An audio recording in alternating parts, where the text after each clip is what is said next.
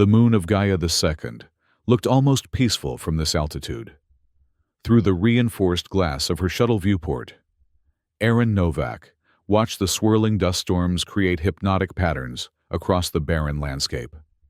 The golden-red hues reminded her of autumn on Earth, a season she hadn't experienced in person for nearly 3 years. A wistful smile tugged at her lips as she adjusted the shuttle's descent trajectory. "Control, this is Novak. Beginning final approach to Site Gamma, ETA 6 minutes. "Copy that, Novak," came Samir's cheerful voice through the comm. "Meteorology reports the dust storm intensifying in your sector. Recommend you expedite sample collection." "Always in a rush," Aaron muttered, though not without affection. "Confirmed. Control. In and out. Quick and clean." As a test pilot for the EOS-7 research station, Aaron had flown countless missions. But something about this one felt different. Intelligence had reported unusual energy signatures from Site Gamma, and Command wanted samples before the indigenous military sealed off the area. Simple enough. Except nothing was ever simple in this part of the galaxy. The shuttle shuddered as it pierced through the outer atmosphere, the stabilizers working overtime to compensate for the fierce winds. At 28, Aaron had developed an instinct for trouble, and right now, those instincts were screaming. She tightened her harness and engaged the auxiliary thrusters. "Control, experiencing turbulence beyond predicted parameters. Adjusting course 5 degrees starboard to compensate." Static crackled through the comm before Samir's voice returned. Fragmented, but urgent. "Readings from the unusual activity. Military vessels approaching your... Be careful." "Say again. Control? You're breaking up." Aaron tapped the comm panel, but the interference only worsened. "Perfect," she sighed, switching to manual controls. "Just perfect." The shuttle broke through the cloud layer, and Aaron's breath caught in her throat. Below her, the designated landing zone was crawling with military vehicles, not the methodical patterns of a sanctioned operation, but the chaotic deployment of a hunt. In the center of the commotion, something moved, something that shouldn't be there, something alive. Without conscious thought, Aaron's hands moved across the controls, redirecting the shuttle away from the landing zone and toward a narrow ravine half a kilometer east. Every rational part of her brain screamed that this was a terrible idea, that she should abort and return to EOS-7, file a report, and let Command handle it. But she couldn't. Not when she'd seen the desperation in that creature's movements as it fled from its pursuers. The shuttle touched down with a jolt that rattled Aaron's teeth. Grabbing her emergency pack and environment suit, she sealed her helmet and cycled the airlock.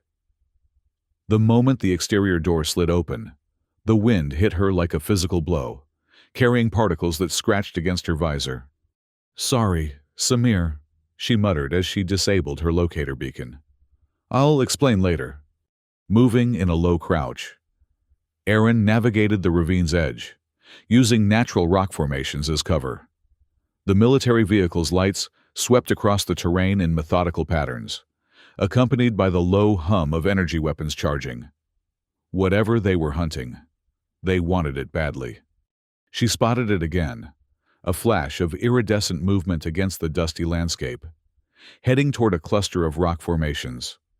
Without hesitation, Aaron changed course to intercept, her heart pounding against her ribs. When she finally caught up, she found herself face to face with the most extraordinary being she'd ever encountered. No taller than her forearm, it resembled a cross between a fox and a hummingbird, with translucent wings that shimmered with bioluminescence and fur that shifted colors like liquid mercury. But it was the eyes that froze Aaron in place, large, multifaceted, and unmistakably intelligent. The creature chirped, a sound that somehow conveyed both fear and defiance. "I'm not going to hurt you," Aaron whispered, knowing it couldn't understand her words but hoping her tone might communicate her intent. She crouched lower, making herself smaller, less threatening. The military searchlights swept closer, and the creature trembled, its wings beating frantically but uselessly. One appeared damaged, explaining why it couldn't simply fly away.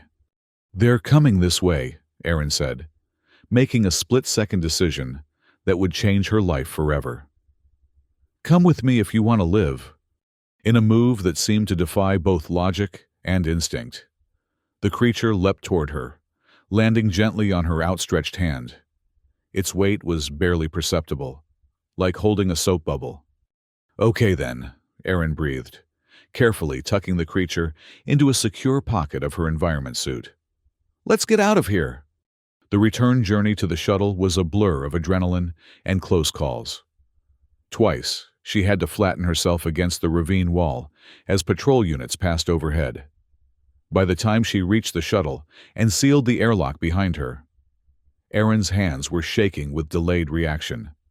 Only when she was safely inside did she extract the creature from her pocket, placing it gently on the co-pilot's seat. It chirped again, this time with what sounded remarkably like gratitude. "Don't thank me yet," Erin told it, powering up the engines. "We still have to get off this rock without being shot down."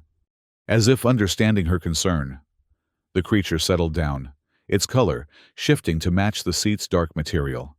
A perfect camouflage. Erin blinked in surprise. "That's handy." She engaged the thrusters, keeping the shuttle low to the ground to avoid detection for as long as possible. When the ravine opened into a wider valley, she punched the acceleration, shooting upward at a steep angle that pressed her back into her seat. The shuttle's sensors blared as targeting systems locked onto them. Erin cursed, executing a series of evasive maneuvers that strained both the shuttle's structural integrity and her own piloting skills. "Control! This is Novak!" she shouted into the comm. "Under fire from ground forces! Requesting emergency clearance to EOS-7 Docking Bay Alpha!" The only response was more static, punctuated by occasional fragments of Samir's voice, too distorted to comprehend. A warning light flashed on her console. One of the stabilizers had taken damage. "Hold on," she told her passenger, though it seemed unnecessary. The creature had somehow anchored itself to the seat with tiny filaments that extended from its lower body. The shuttle broke atmosphere with a bone-jarring shudder, leaving the moon's gravitational field behind. Erin allowed herself a moment of relief before programming the coordinates for EOS-7. "That was close," she said, turning to check on the creature. "Are you—" The words died in her throat. The creature was gone. Instead, sitting in the co-pilot seat was a woman, or something that resembled a woman. Tall and willowy, with skin the pale blue of a winter sky and hair that rippled like liquid silver. Her eyes, however, were unmistakable. The same multifaceted, iridescent orbs that had looked at Erin from the creature's face. "You have stolen something of great value to the Alori people," the woman said, her voice melodic but cold. "I cannot permit this theft to continue." Erin's hand instinctively moved toward the sidearm strapped to her thigh, but she froze when she realized the woman, alien, whatever she was, had already drawn her own weapon, a sleek device that hummed with barely contained energy. "I haven't stolen anything," Erin said carefully, keeping her hands visible. "I rescued a creature that was being hunted." The alien's expression didn't change, but something flickered in those impossible eyes. "The specimen you interfered with is the subject of vital research. Its genetic makeup contains properties essential to medical advancements that could save countless lives." "Specimen," Erin repeated, incredulous. "That specimen was terrified and injured. It was being hunted like an animal." "Your anthropomorphizing is irrelevant. I am Dr. Lyria Thane, lead xenobiologist of the Alori Scientific Consortium." She gestured with her weapon. "You will reverse course and return to Gaia 2 immediately." Erin's mind raced. The Alori were known for their advanced scientific knowledge, but also for their clinical detachment, some would say callousness, toward other species. If she returned to Gaia 2 with this Dr. Thane, both she and the creature would likely disappear into some laboratory forever. I'm afraid I can't do that, she said, her voice steadier than she felt. My shuttle has sustained damage. We need to dock at EOS 7 for repairs. Dr. Thane's eyes narrowed. A transparent deception. The damage is minimal and non-critical. Maybe to your standards, Aaron countered. But I'm not risking a catastrophic failure mid-flight. Besides, EOS 7 has a treaty with the Aloy Consortium. Once we're there, we can discuss the situation through proper diplomatic channels. For a long moment, Dr. Thane studied her, those alien eyes unblinking. Then, with a fluid motion that seemed almost graceful, she activated a device on her wrist. Security team, this is Dr. Thane. The human has refused to comply. Prepare to board upon docking at the human station designated EOS 7. Aaron's stomach dropped. This was escalating far beyond a simple rescue mission gone awry. You had a security team following me this whole time? Of course, Dr. Thane replied, as if it were the most obvious thing in the world. The specimen is far too valuable to leave unmonitored. When it escaped containment, we tracked its unique energy signature. Your interference was unexpected. The shuttle's navigation system chimed, indicating they were approaching EOS 7's docking range. Aaron needed to think fast. Look, she tried again. I understand this is important to you, but surely there's a way to conduct your research without causing harm. If the creature, specimen, whatever, has valuable genetic properties, wouldn't it make more sense to study it humanely? Stress can alter biological responses, potentially corrupting your data. For the first time, a flicker of something like uncertainty crossed Dr. Thane's face. Your knowledge of xenobiology is surprisingly informed for a pilot. I wasn't always a pilot, Aaron replied, seizing on the opening. Before the war, I was studying astrobiology at the Earth Alliance Academy. Never finished. But I learned enough to know that traumatized subjects make for poor scientific data. Dr. Thane's weapon lowered slightly. This approach has merit. Then, just as quickly, her expression hardened again. But it changes nothing. The specimen comes with me upon docking. Aaron's console lit up with an incoming transmission from EOS 7. Before she could respond, Dr. Thane reached over and activated the comm herself. EOS 7 Control. This is Dr. Lyria Thane of the Aloy Scientific Consortium. I am aboard shuttle designate EX-394 with your pilot. Be advised that your employee has illegally interfered with an Aloy research operation and absconded with valuable scientific property. Under Article 7 of the Mutual Cooperation Treaty, I demand immediate security presence upon docking. There was a stunned silence before Samir's voice came through, uncharacteristically formal. Dr. Thane, this is EOS 7 Control. We acknowledge your statement. Security will be present upon docking. However, we must insist that all parties remain calm while we investigate this matter fully. There is nothing to investigate, Dr. Thane said coldly. The facts are clear. With all due respect, Doctor, Samir replied, his tone careful but firm. Our protocols require a full hearing for any dispute involving our personnel.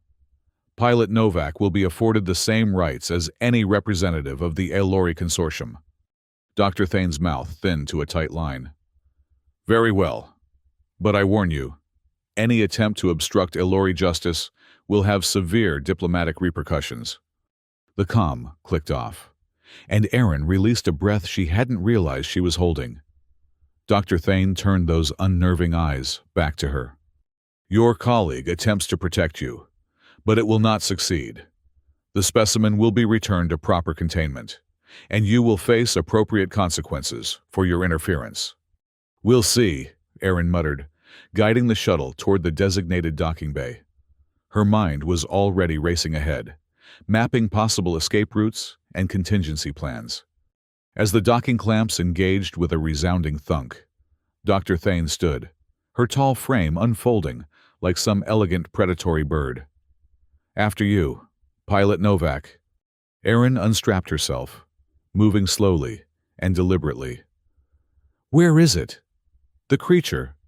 I mean, safe, Dr. Thane replied cryptically. And beyond your reach. The airlock cycled open to reveal a welcoming committee that made Erin's heart sink. 4 EOS-7 security officers stood at attention, flanked by 3 tall, blue-skinned Allori in sleek, militaristic uniforms. Dr. Thane's security team, presumably. Pilot Novak, the lead security officer said stiffly.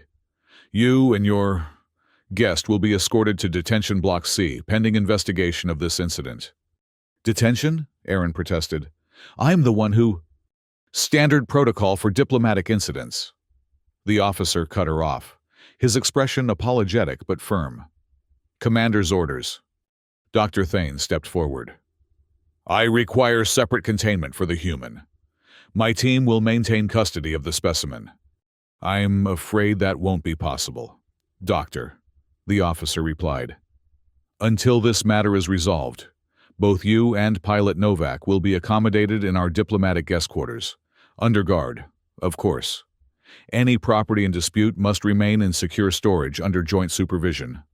The Allori scientist's face darkened, a flush of deeper blue spreading across her cheekbones. This is outrageous. I am a senior representative of the Allori Consortium, and we're respecting that status by providing our finest accommodations rather than standard detention cells, the officer said smoothly. If you wish to file a formal protest, you may do so through the proper channels. For a moment, Erin thought Dr. Thane might actually strike the man. Instead, the alien straightened to her full, impressive height. Very well. But know this, the consortium will not forget this disrespect. She turned to her team, issuing rapid instructions in the clicking, melodic language of the Allori. As Erin was led away by 2 security officers, she caught Samir's eye among the control room staff, who had gathered to watch the commotion.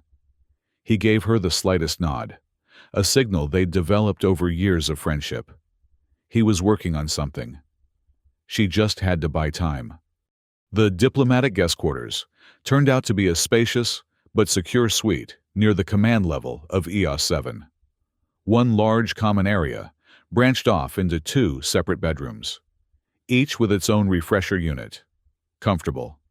But the reinforced door and security cameras made it clear this was still a form of detention. Meals will be delivered at standard intervals, the security officer informed them. Communications are restricted to official channels only, monitored by station security. Dr. Thane, your team will be accommodated in adjacent quarters. When the door slid shut behind them, Erin found herself alone with the Allori scientist, the air between them thick with tension. Well, Erin said, attempting to break the ice. This is cozy.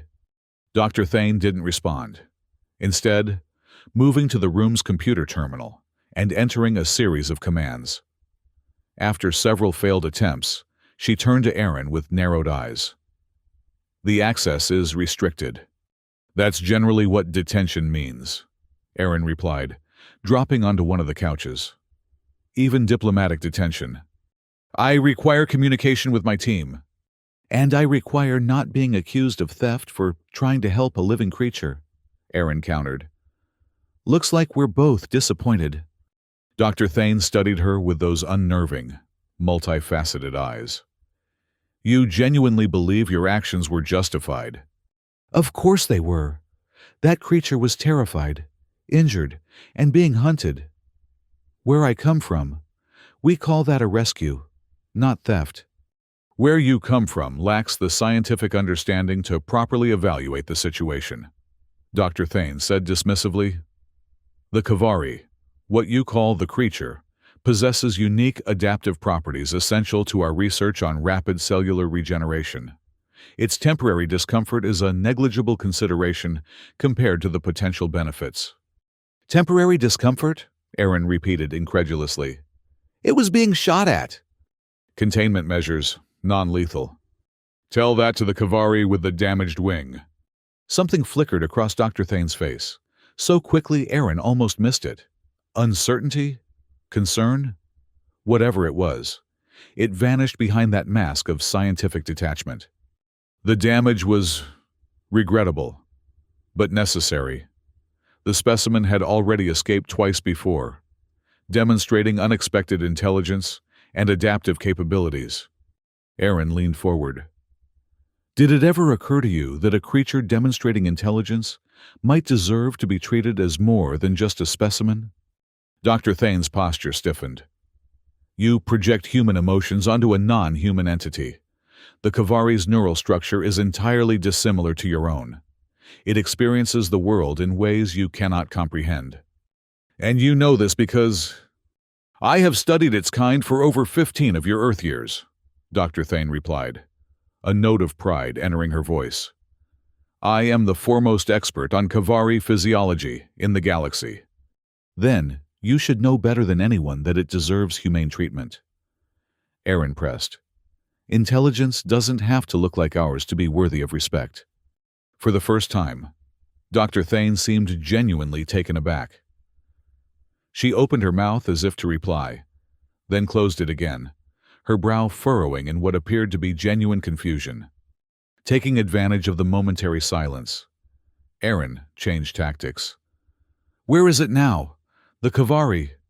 Dr. Thane hesitated, then gestured to a small pouch at her waist, one Aaron hadn't noticed before.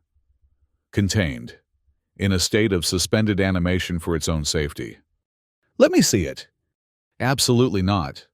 Why? Afraid I might actually care about its well-being? Dr. Thane's eyes flashed. Your human sentimentality is irrelevant. The Kavari requires specific environmental conditions that cannot be maintained in these quarters. Then we need to get it to the xenobiology lab, Aaron said, rising to her feet. EOS 7 has state-of-the-art facilities. We can provide whatever it needs while this dispute gets sorted out. And allow you further opportunity to interfere with my research? I think not. Aaron ran a hand through her short, dark hair in frustration. Look, I get that this is important to you, but that doesn't justify cruelty. There has to be a middle ground here, a way to conduct your research ethically. Something in her words seemed to reach Dr. Thane, whose rigid posture softened almost imperceptibly. Perhaps there are alternate methodologies that could be explored. It wasn't much, but it was the first crack in that clinical facade. Aaron decided to push her advantage. Show me the Kavari, please. I just want to make sure it's okay. After a long moment of internal deliberation visible in those alien eyes, Dr. Thane reached for the pouch at her waist. With movements of surprising gentleness, she extracted what appeared to be a small, translucent sphere. Within it, the Kavari floated, its iridescent wings folded against its body, its eyes closed as if in peaceful sleep. It is unharmed, Dr. Thane said quietly. The stasis field maintains all vital functions while preventing unnecessary energy expenditure. Aaron moved closer, studying the delicate creature. How long can it stay like this? Indefinitely, if necessary, though prolonged stasis is not ideal for tissue elasticity. Then we should set it up in a proper habitat as soon as possible. Aaron said, I'll talk to security. See if they'll escort us to the xenobiology lab. Dr. Thane hesitated, then carefully returned the sphere to her pouch. Your concern for the specimen is unexpected. Not really, Aaron replied with a small shrug. It's just basic decency. Before Dr. Thane could respond, the room's comm system activated with a soft chime. Pilot Novak, Dr. Thane, came the voice of the security chief. Commander Raxon of the Gaia 2 Defense Force has arrived to address this incident. Your presence is requested in Conference Room Alpha immediately.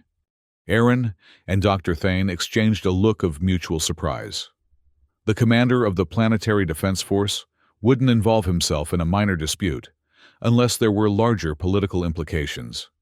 Well, Aaron said grimly, this just got a lot more complicated. 2 security officers arrived to escort them to the conference room. As they walked through EOS 7's sterile corridors, Aaron felt the weight of stares from passing crew members. Word traveled fast on a space station, and she had no doubt that by now, everyone knew about the pilot who'd managed to antagonize the Alory Consortium. Conference Room Alpha was EOS 7's most formal meeting space, reserved for diplomatic functions and high-level strategy sessions.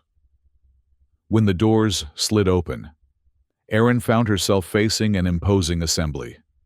On one side of the long table sat 3 Alory officials in formal attire, their blue skin adorned with intricate markings of rank. On the other side, EOS 7's senior staff looked uncomfortably formal in their pressed uniforms. At the head of the table sat a powerfully built man with close-cropped gray hair and the hard eyes of someone accustomed to making life or death decisions. The insignia on his uniform marked him as Commander Raxon of the Gaia 2 Defense Force. "Pilot Novak, Dr. Thane." He acknowledged them with a curt nod. "Please be seated." Erin took the empty chair on the human side of the table, while Dr. Thane moved to join her Alory colleagues. The tension in the room was palpable. "Let me be clear," Commander Raxon began without preamble. "This situation has escalated beyond a simple dispute over research protocols. The Alory Consortium has formally accused EOS 7 of sanctioning industrial espionage and theft of proprietary biological materials." "That's ridiculous," Erin protested.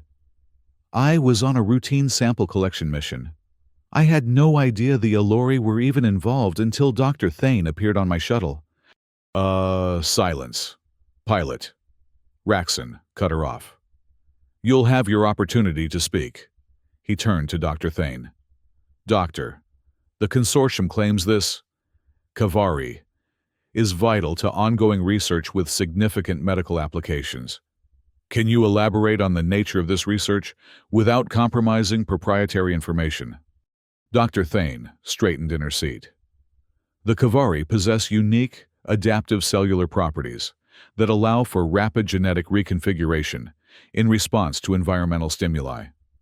Our research indicates potential applications for treating degenerative neural conditions across multiple species, including humans. The specimen Pilot Novak removed from our research site was the most promising subject identified to date, demonstrating capabilities beyond any previously documented." Raxon nodded thoughtfully. "And the methods used to contain this specimen? Pilot Novak alleges that military forces were employing potentially harmful measures. Standard containment protocols." One of the other Alory officials interjected smoothly.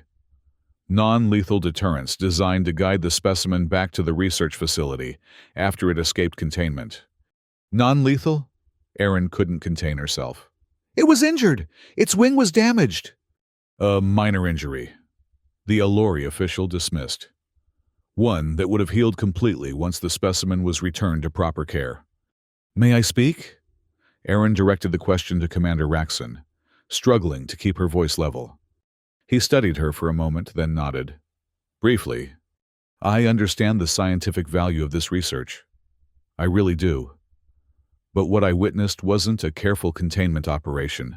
It was a hunt. The Kavari was terrified, trying desperately to escape. If the goal is to study its adaptive capabilities, surely traumatizing it works against that purpose." Dr. Thane shifted in her seat, a slight movement that nonetheless drew Erin's attention. Was that discomfort she detected? "Furthermore," Erin continued, gathering confidence, "I'm not a spy or a thief. I'm a pilot who saw a living being in distress and acted on instinct. If I'd known about the research, maybe I would have approached things differently. But I stand by the decision I made with the information I had at the time." The room fell silent as her words hung in the air. Commander Raxon's expression remained unreadable, but something in his eyes had shifted.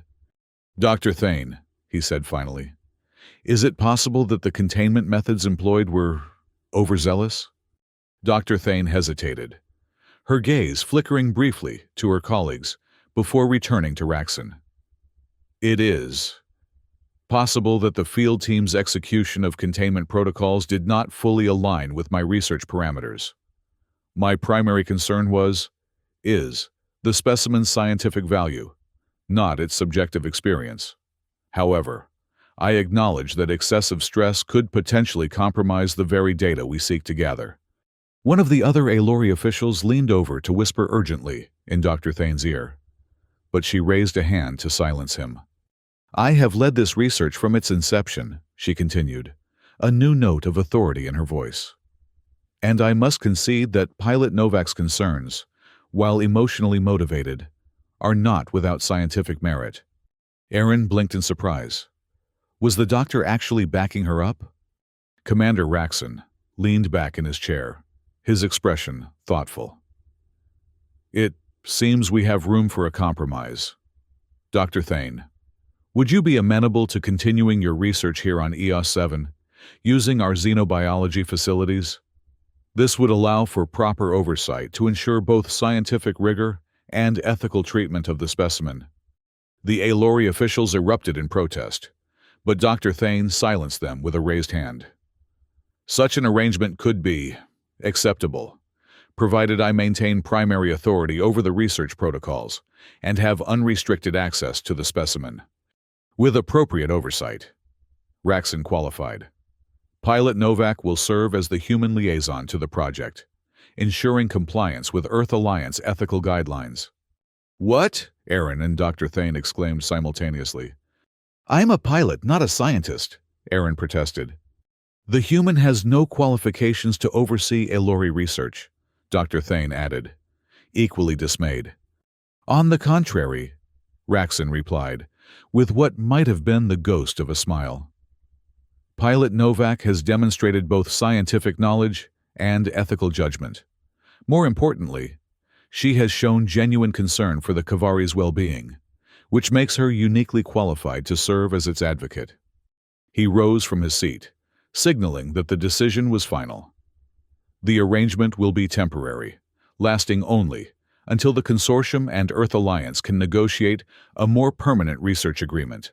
In the meantime, this compromise serves both our interests, while avoiding a diplomatic incident neither of our governments desires. This is highly irregular, the senior Alory official grumbled. So is hunting sentient life forms with military-grade weapons, Raxon countered smoothly. I believe this resolution is more than generous, considering the circumstances. And just like that, Erin found herself drafted into a role she'd never imagined.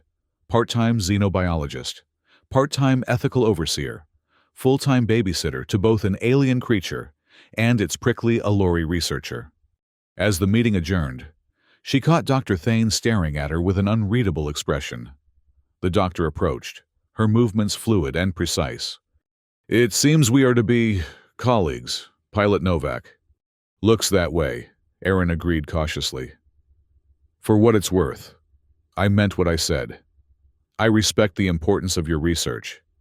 I just want to make sure the Kavari is treated humanely.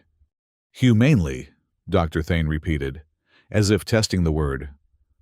An interesting concept, applying human standards to non-human life. But perhaps not entirely without merit. It wasn't much, but coming from an Alory scientist, it felt like a significant concession. We'll figure it out, Aaron said, offering a tentative smile. One day at a time. Dr. Thane didn't return the smile. Aaron wasn't even sure if Alory facial muscles worked that way, but she inclined her head slightly in what might have been acknowledgement. Indeed. Beginning with proper accommodation for the Kavari, the stasis field should not be maintained for longer than necessary. Lead the way, Doctor, Aaron said, gesturing toward the door. Let's get our little friend settled in. The xenobiology lab on EOS 7 was a marvel of modern science, equipped with specialized environments for studying life forms from dozens of different worlds. Under Dr. Thane's exacting supervision, a habitat was prepared for the Kavari, a spacious enclosure that mimicked the creature's native environment, complete with the specific atmospheric composition, light spectrum, and flora it required. Aaron watched in fascination as Dr. Thane carefully deactivated the stasis field. The Kavari stirred, its iridescent wings flexing experimentally, its multifaceted eyes blinking open. "It's beautiful," Aaron murmured. "Beauty is subjective," Dr. Thane replied automatically, though there was a softness in her voice that belied her clinical words. "Its coloration serves an evolutionary purpose, allowing it to blend with the bioluminescent flora of its native habitat." The Kavari chirped, the sound somewhere between a bird's song and the chime of crystal glasses. It fluttered its wings, including the damaged one, which already showed signs of healing, and darted around the enclosure, exploring its new home. "Remarkable," Dr. Thane observed, making notes on her datapad. "It appears to be adapting to the artificial environment more rapidly than anticipated." "It seems happy," Aaron suggested. Dr. Thane glanced at her. "A human projection. The Kavari does not experience emotions as you understand them." "Maybe not," Aaron conceded. "But it knows the difference between being hunted and being safe. Look at how differently it's behaving now." Indeed, the creature was moving with a grace and curiosity that stood in stark contrast to the desperate fear it had shown on Gaia 2. It flitted from one synthetic plant to another, occasionally stopping to preen its shimmering fur or to peer inquisitively at its observers. "Its behavioral patterns do suggest reduced stress," Dr. Thane acknowledged. "This may prove beneficial for data collection." "See, ethics and science working hand in hand." Dr. Thane made a sound that might have been a snort. "Your satisfaction is premature. Pilot Novak, the real work has yet to begin." Over the next several days, a routine emerged. Aaron would report to the xenobiology lab after her regular piloting duties, where she would observe Dr. Thane's research and offer input on the Kavari's care. To her surprise, the Elori scientist seemed genuinely receptive to her suggestions, even implementing several changes to the research protocols that prioritized the creature's comfort. For her part, Aaron found herself increasingly fascinated by the research itself. Dr. Thane's work was genuinely groundbreaking, exploring cellular adaptations that could revolutionize medical treatment across species. Despite her clinical demeanor, the doctor was a passionate scientist, and Aaron couldn't help but admire her dedication. "The cellular reorganization occurs at a quantum level," Dr. Thane explained one evening, showing Aaron a holographic model of the Kavari's genetic structure. "It defies conventional biological understanding, almost as if the cells are communicating across dimensions." "Like quantum entanglement," Aaron suggested, recalling her academy studies. Dr. Thane looked at her with what might have been surprise. "A simplified analogy, but not entirely inaccurate. You continue to demonstrate unexpected knowledge. Pilot Novak." "Aaron," she corrected automatically. "If we're going to be working together, you might as well use my name." The doctor hesitated, then inclined her head slightly. "Aaron, and you may address me as Lyria, if you prefer, though Dr. Thane remains the proper form of address in a professional context." It was a small concession, but Aaron recognized it for the olive branch it was. "Thank you, Lyria." The Kavari chirped from its enclosure, as if approving of this exchange. Both women turned to look at it, and for a brief moment, Aaron thought she saw Lyria's lips curve in what might have been the Elori equivalent of a smile. The moment was shattered by the sudden wail of EOS 7's emergency alarm system. "Attention all personnel!" came the station commander's voice over the intercom, tight with controlled tension. "Security breach in progress. All non-essential personnel report to designated shelter areas immediately. This is not a drill. Repeat, this is not a drill." Aaron and Lyria exchanged alarmed glances. "The Kavari," Lyria said, moving swiftly to the enclosure. "We must secure it." "Right," Aaron agreed, already heading for the lab's emergency lockdown controls. "I'll seal the lab. Whatever's happening out there, we need to make sure." The lab doors exploded inward in a shower of metal and sparks, cutting off her words. Through the smoke stepped three figures in unmarked combat armor, their faces concealed behind featureless helmets. energy weapons raised and ready. "Don't move," the lead figure commanded, voice distorted by the helmet's vocal modulator.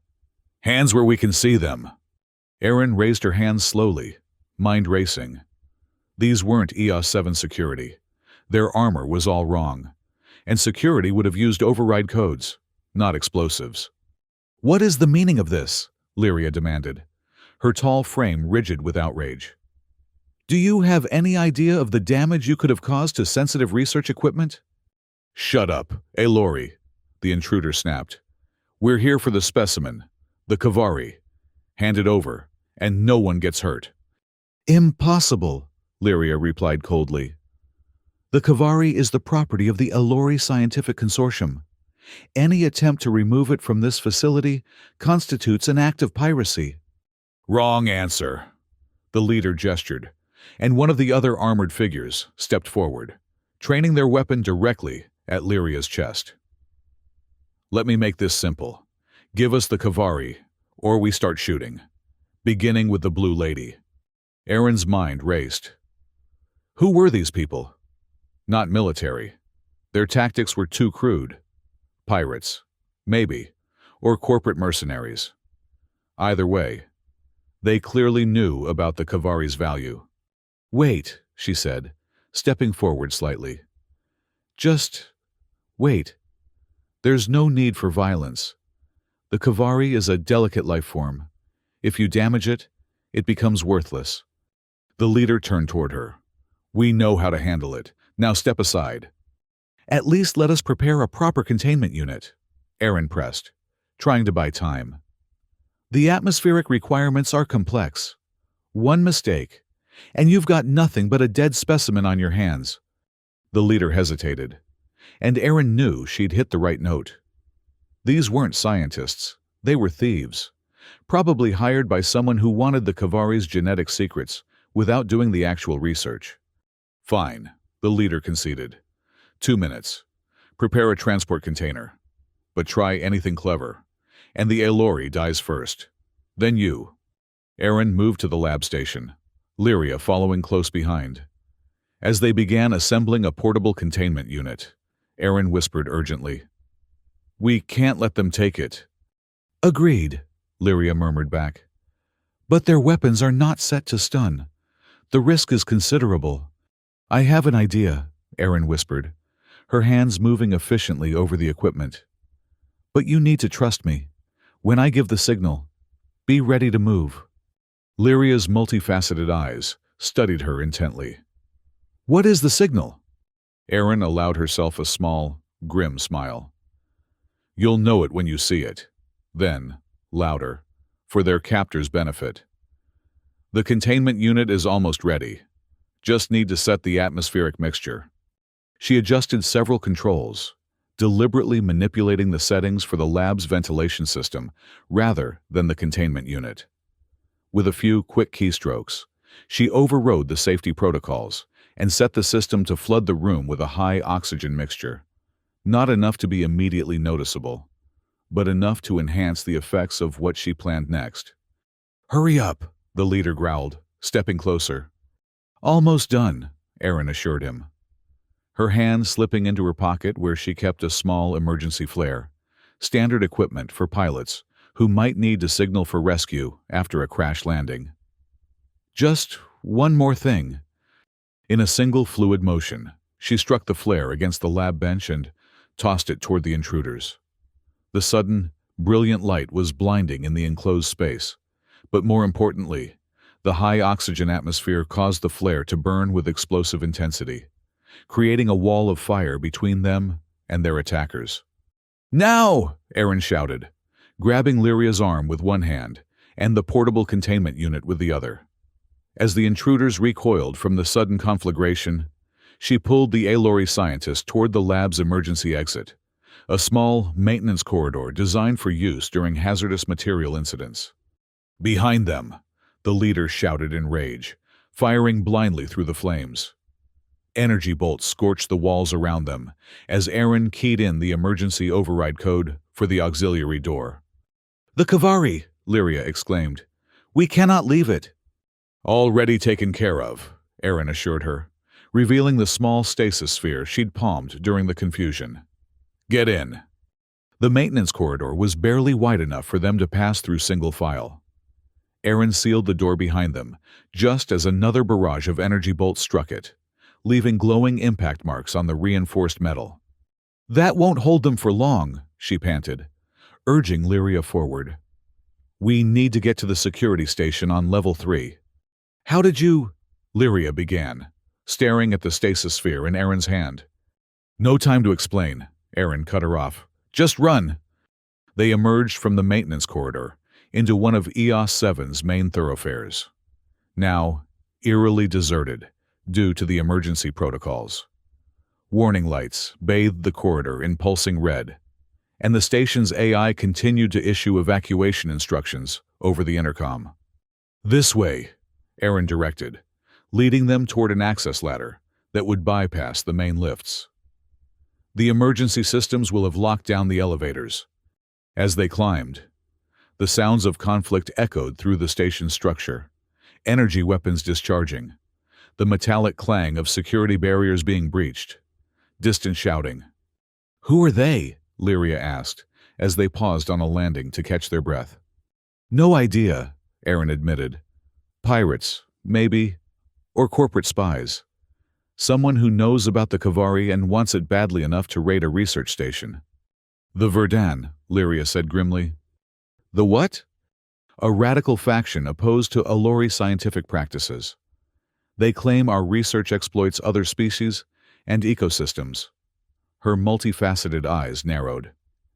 "They have targeted my work before, but never so boldly." Before Aaron could respond, the access hatch above them exploded inward, showering them with debris. Through the smoke, an armored figure appeared, not one of their original attackers, but clearly part of the same group. "Found them!" the figure shouted into a comm unit. "Level 4 access shaft!" Aaron reacted instinctively, launching herself upward to tackle the intruder. They grappled briefly, the attacker's superior strength nearly overwhelming her until Lyria joined the fray, her tall frame enabling her to land a precise strike to the attacker's helmet. The intruder staggered, and together, they managed to push him back through the hatch. "We can't go up," Aaron gasped, clutching her side where the attacker had landed a solid blow. "They're coming from above."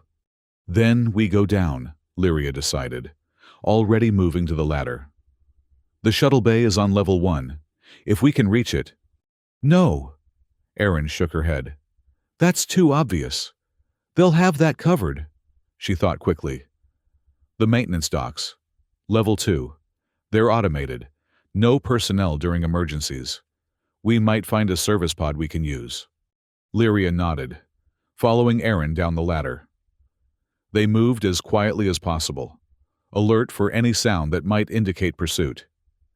When they reached level 2, Aaron carefully eased open the access hatch, peering into the corridor beyond. "Clear," she whispered, "for now." The maintenance docks were a labyrinth of service corridors and repair bays, designed for the robotic drones that handled EOS 7's external maintenance. Aaron navigated the maze with confidence, born of years spent exploring every corner of the station during off-duty hours. "How much farther?" Lyria asked, her voice tight with tension. "Almost there," Aaron assured her. "Bay 7 should have a Type-C service pod. It's small, but it has minimal life support and thrusters, enough to get us to the emergency rendezvous point." As they turned a corner, they came face to face with 2 more armored intruders. For a frozen moment, both parties stared at each other in surprise. Then, everything happened at once. The intruders raised their weapons. Aaron shoved Lyria sideways into a service alcove. Energy bolts sizzled past them, superheating the air. Lyria stumbled, a cry of pain escaping her as one of the bolts grazed her shoulder. "Lyria!" Aaron grabbed her, pulling her deeper into the alcove as more energy bolts struck the wall behind them. "I am functional," the Elori gasped, one hand pressed to her injured shoulder. The wound was scorched and blistering, but not deep. "Do not concern yourself." "Like hell I won't," Aaron muttered, peering around the edge of the alcove. The intruders were advancing cautiously, using the corridor's support columns for cover. "We need a distraction." Her eyes fell on a maintenance panel beside them. Emergency protocols. Fire suppression. With a grim smile, she smashed the panel's cover and yanked the largest lever downward. Instantly, the corridor's emergency sprinklers activated, dousing everything in fire-retardant foam. At the same time, the lights flickered and died, replaced by the dim glow of emergency strips along the floor.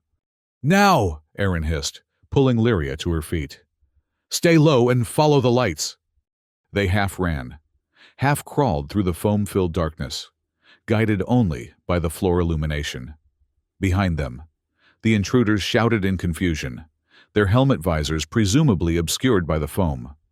Bay 7 appeared ahead, its entrance outlined in the blue glow of active force fields. Aaron punched her access code into the panel, praying that the emergency systems hadn't changed the security protocols. The door slid open with a hydraulic hiss. They stumbled through, Aaron slapping the emergency close button as soon as they were inside. The door sealed shut just as energy bolts struck it from the other side. "That won't hold them for long," Aaron panted, already moving toward the service pods docked along the far wall. "Help me prep this one." Despite her injury, Lyria moved with surprising efficiency, assisting Aaron in activating the pod systems. The small craft, little more than a pressurized bubble with thrusters, hummed to life, its minimal controls lighting up. "What about the Kavari?" Lyria asked, her eyes falling to the stasis sphere, still clutched in Aaron's hand. "It comes with us," Aaron said firmly. "I didn't go through all this just to leave it behind." A series of thuds against the bay door indicated their pursuers were attempting to breach it. Aaron accelerated her preparations, running through the launch sequence as quickly as she dared. "Get in," she urged Lyria, helping the injured scientist into the pod's cramped cockpit. "It's designed for one person, but we'll manage." Indeed, once they were both inside, the space was extraordinarily tight, with Lyria's tall form pressed uncomfortably against Aaron's side. The control panel dug into Aaron's ribs, and Lyria's long legs had nowhere to go but across Aaron's lap. "This is highly inefficient," Lyria observed, shifting in a futile attempt to find a more comfortable position. "Complain later," Aaron replied, sealing the pod and initiating the launch sequence. "Right now, inefficient beats dead." The bay door gave way with a resounding crash. Just as the pod's docking clamps released, Aaron gunned the thrusters, sending them shooting out of the maintenance bay and into the void of space beyond. Energy bolts followed them, but the small pod's erratic movement, partly by design, partly due to Aaron's desperate piloting, made it a difficult target. Within moments, they were beyond effective range, the imposing bulk of EOS 7 receding behind them. "We made it," Aaron breathed, allowing herself a moment of relief before reality reasserted itself. "For now." "Where are we going?" Lyria asked, wincing as the pod's movement jostled her injured shoulder. "Emergency rendezvous point Charlie," Aaron replied, adjusting their course. "It's a small asteroid about 50 kilometers out, has a pressurized shelter and comm equipment. We can contact EOS 7 security from there once it's safe." She glanced at Lyria's wound, concern etching her features. "How's the shoulder?" "Functional," Lyria replied stoically, though her skin had taken on a paler blue hue that Aaron suspected indicated pain or stress. "The Kavari?" Aaron checked the stasis sphere, still securely clutched in her free hand. "Safe. Still in stasis." She carefully passed it to Lyria. "Here. You're the expert. Better make sure it's okay." Lyria accepted the sphere with reverent care, examining it closely. "The stasis field is stable. It will suffer no ill effects." She looked up, meeting Aaron's eyes. "Your actions were unexpected. You risked your life to protect both me and the Kavari." "Of course I did," Aaron said simply. "That's what people do for each other, and for the creatures in their care. Even an Alori scientist who attempted to have you detained? Aaron smiled wryly.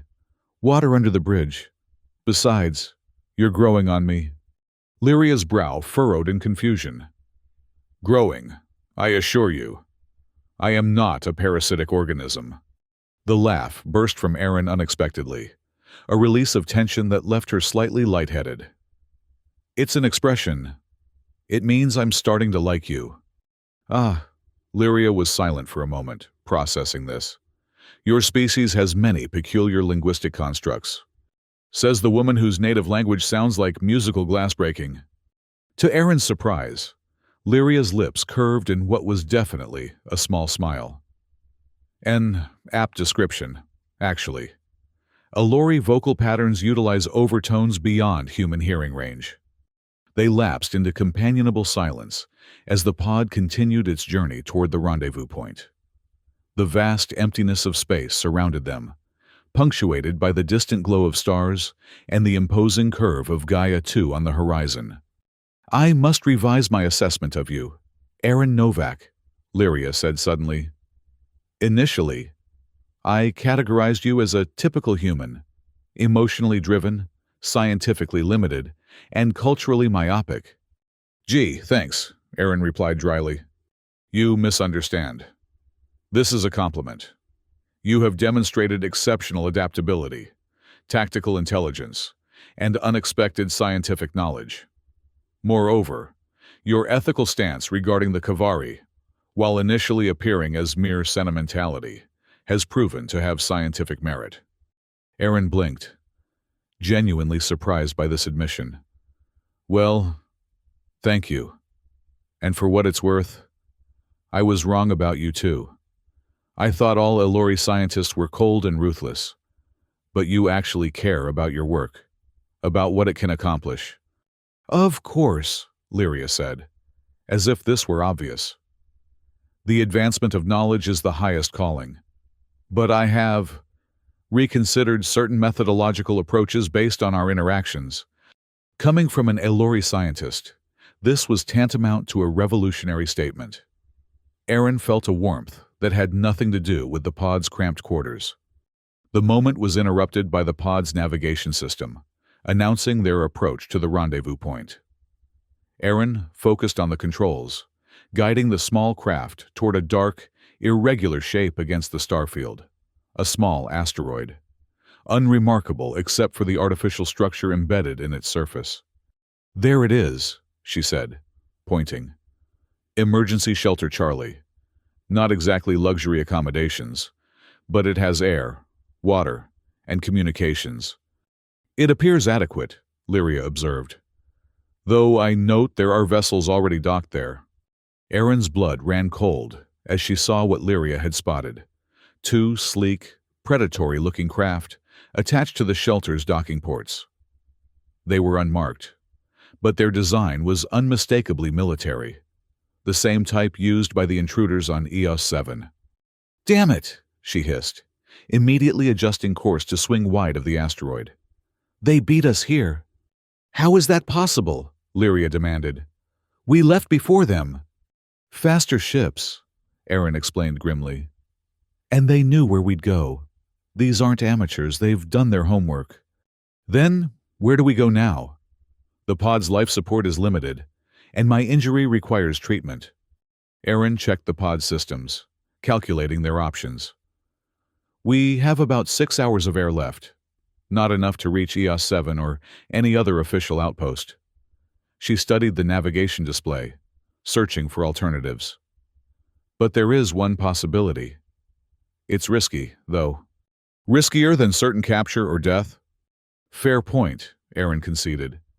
There's an old mining outpost on one of the smaller moons, abandoned during the corporate wars, but the basic infrastructure should still be intact. It's about 4 hours away at our current speed. And you believe it will be unoccupied? It's been officially condemned by the Mining Guild. Radiation hazard. Supposedly. Though that was probably just an excuse to cut their losses when the ore ran out. Aaron adjusted their course. Nobody goes there anymore, which makes it perfect for us. Lyria nodded. wincing slightly as the movement aggravated her injury. A logical choice, given our limited options. We need to do something about that shoulder, Aaron said, eyeing the wound with concern. There's a basic medkit under the console. Not much, but it should have something for burns. While maintaining their course with one hand, she rummaged beneath the console with the other, eventually extracting a small, battered medical kit. Inside, she found a tube of burn ointment and some sterile dressings. This might sting, she warned, carefully applying the ointment to Lyria's injured shoulder. The Elori remained stoically silent, though Aaron felt her tense at the contact. Sorry, human medicine. Not sure if it's entirely compatible with Elori physiology. The basic principles are similar enough, Lyria assured her. Our cellular structure differs, but the response to thermal injury is comparable. The analgesic compounds should be effective. Indeed. As Aaron finished dressing the wound, she noted with relief that some of the tension had left Lyria's frame, and her color seemed to improve slightly. Better?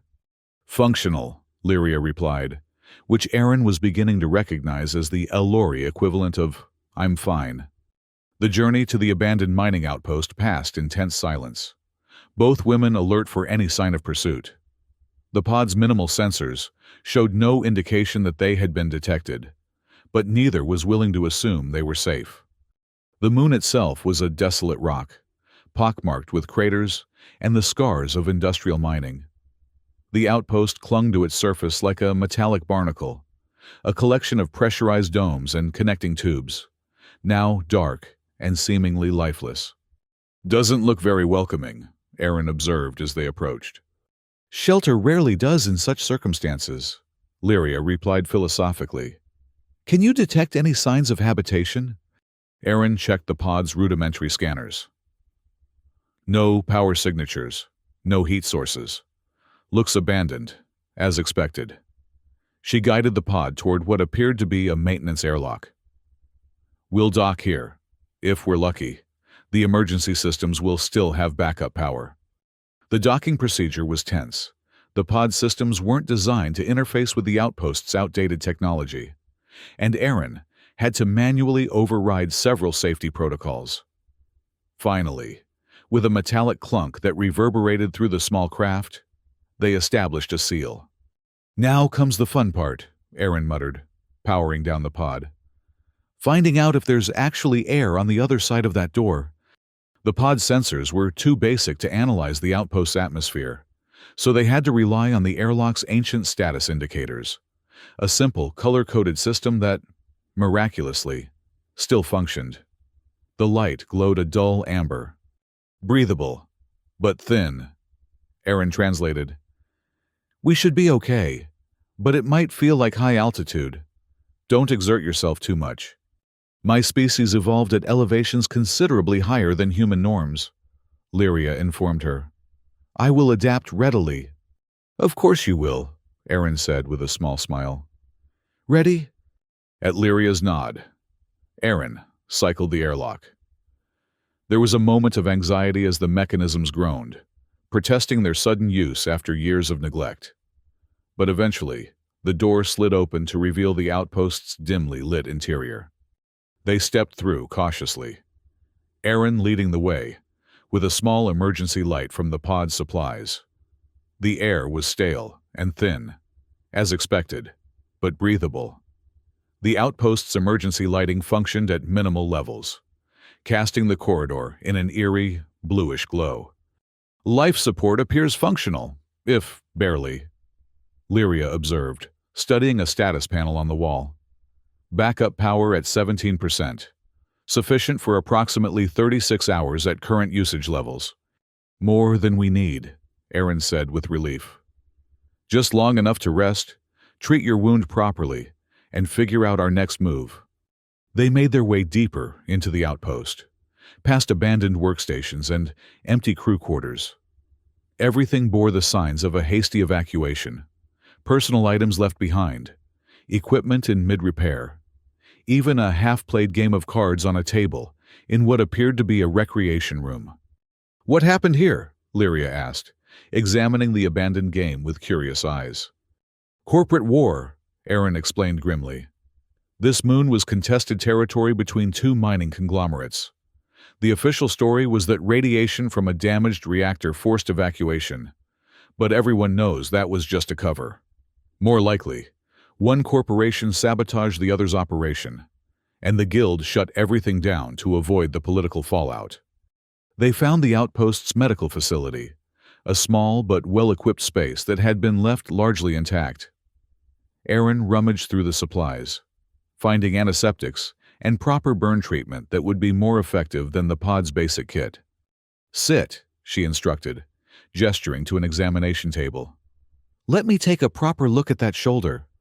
To her surprise, Lyria complied without argument, carefully removing the upper portion of her uniform to expose the injured area. The energy weapon had left an angry, blistered mark across the blue skin of her shoulder and upper arm. Could have been worse, Aaron assessed, gently cleaning the wound. No sign of infection, and the burn isn't too deep. These should help. She applied a specialized burn gel, then covered the area with a synthetic skin substitute that would protect it while healing. Throughout the process, Lyria watched her with those multifaceted eyes, her expression unreadable. You have medical training, she observed. It wasn't a question. Basic field medicine, Aaron confirmed. Standard for pilots. Never know when you might crash somewhere without access to proper medical facilities. You are surprisingly competent in multiple domains. Aaron smiled wryly. Don't sound so shocked. Humans can be useful sometimes. Indeed. Lyria's tone was thoughtful. I find my previous assessment of your species requires significant revision. Happy to broaden your horizons, Aaron replied, finishing the dressing. How does that feel? Lyria rotated her shoulder experimentally. Considerably improved. The analgesic effect is quite efficient. She hesitated, then added, Thank you, Aaron Novak. Just Aaron is fine, and you're welcome, Lyria. With the immediate medical concerns addressed, they turned their attention to the Kavari, still safely contained in its stasis sphere. The creature appeared unchanged, floating peacefully in suspended animation. It cannot remain in stasis indefinitely, Lyria pointed out. Extended periods can lead to cellular degradation, even in a species as adaptable as the Kavari. Can we create a temporary habitat for it here? Aaron asked, looking around the abandoned facility. Just until it's safe to return to EOS 7? Lyria considered the question, her scientific mind clearly assessing the possibilities. Perhaps. The laboratory section may contain equipment that could be adapted. The Kavari's primary requirements are atmospheric, specific gas mixtures and humidity levels. Its metabolic needs are minimal.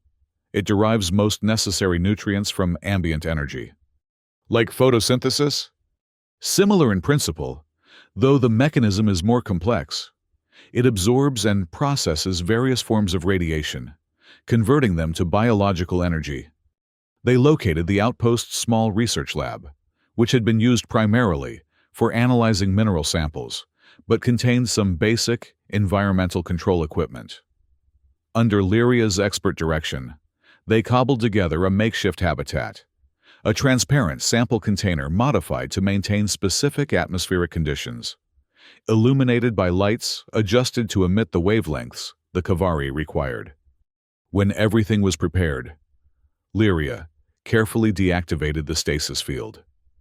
The Kavari stirred, its iridescent wings unfurling slowly as it regained consciousness.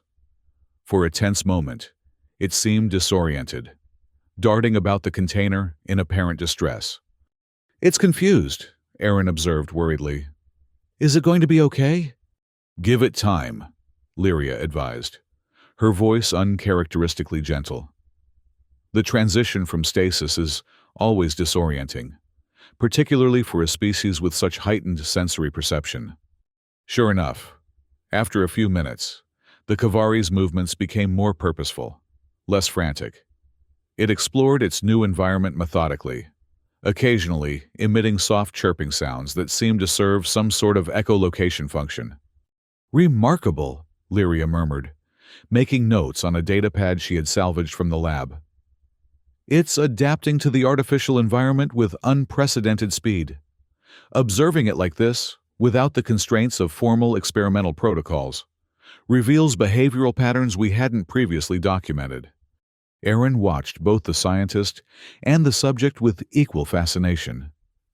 There was something different about Lyria now, a softness in her expression, an enthusiasm in her voice that transcended mere scientific interest.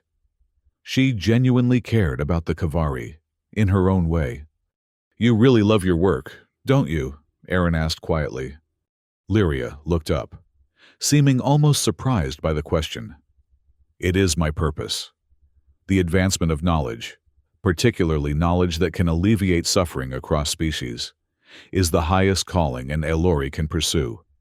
"That's not what I asked," Aaron pointed out gently.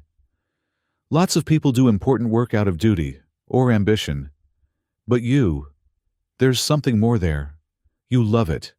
The discovery, the understanding."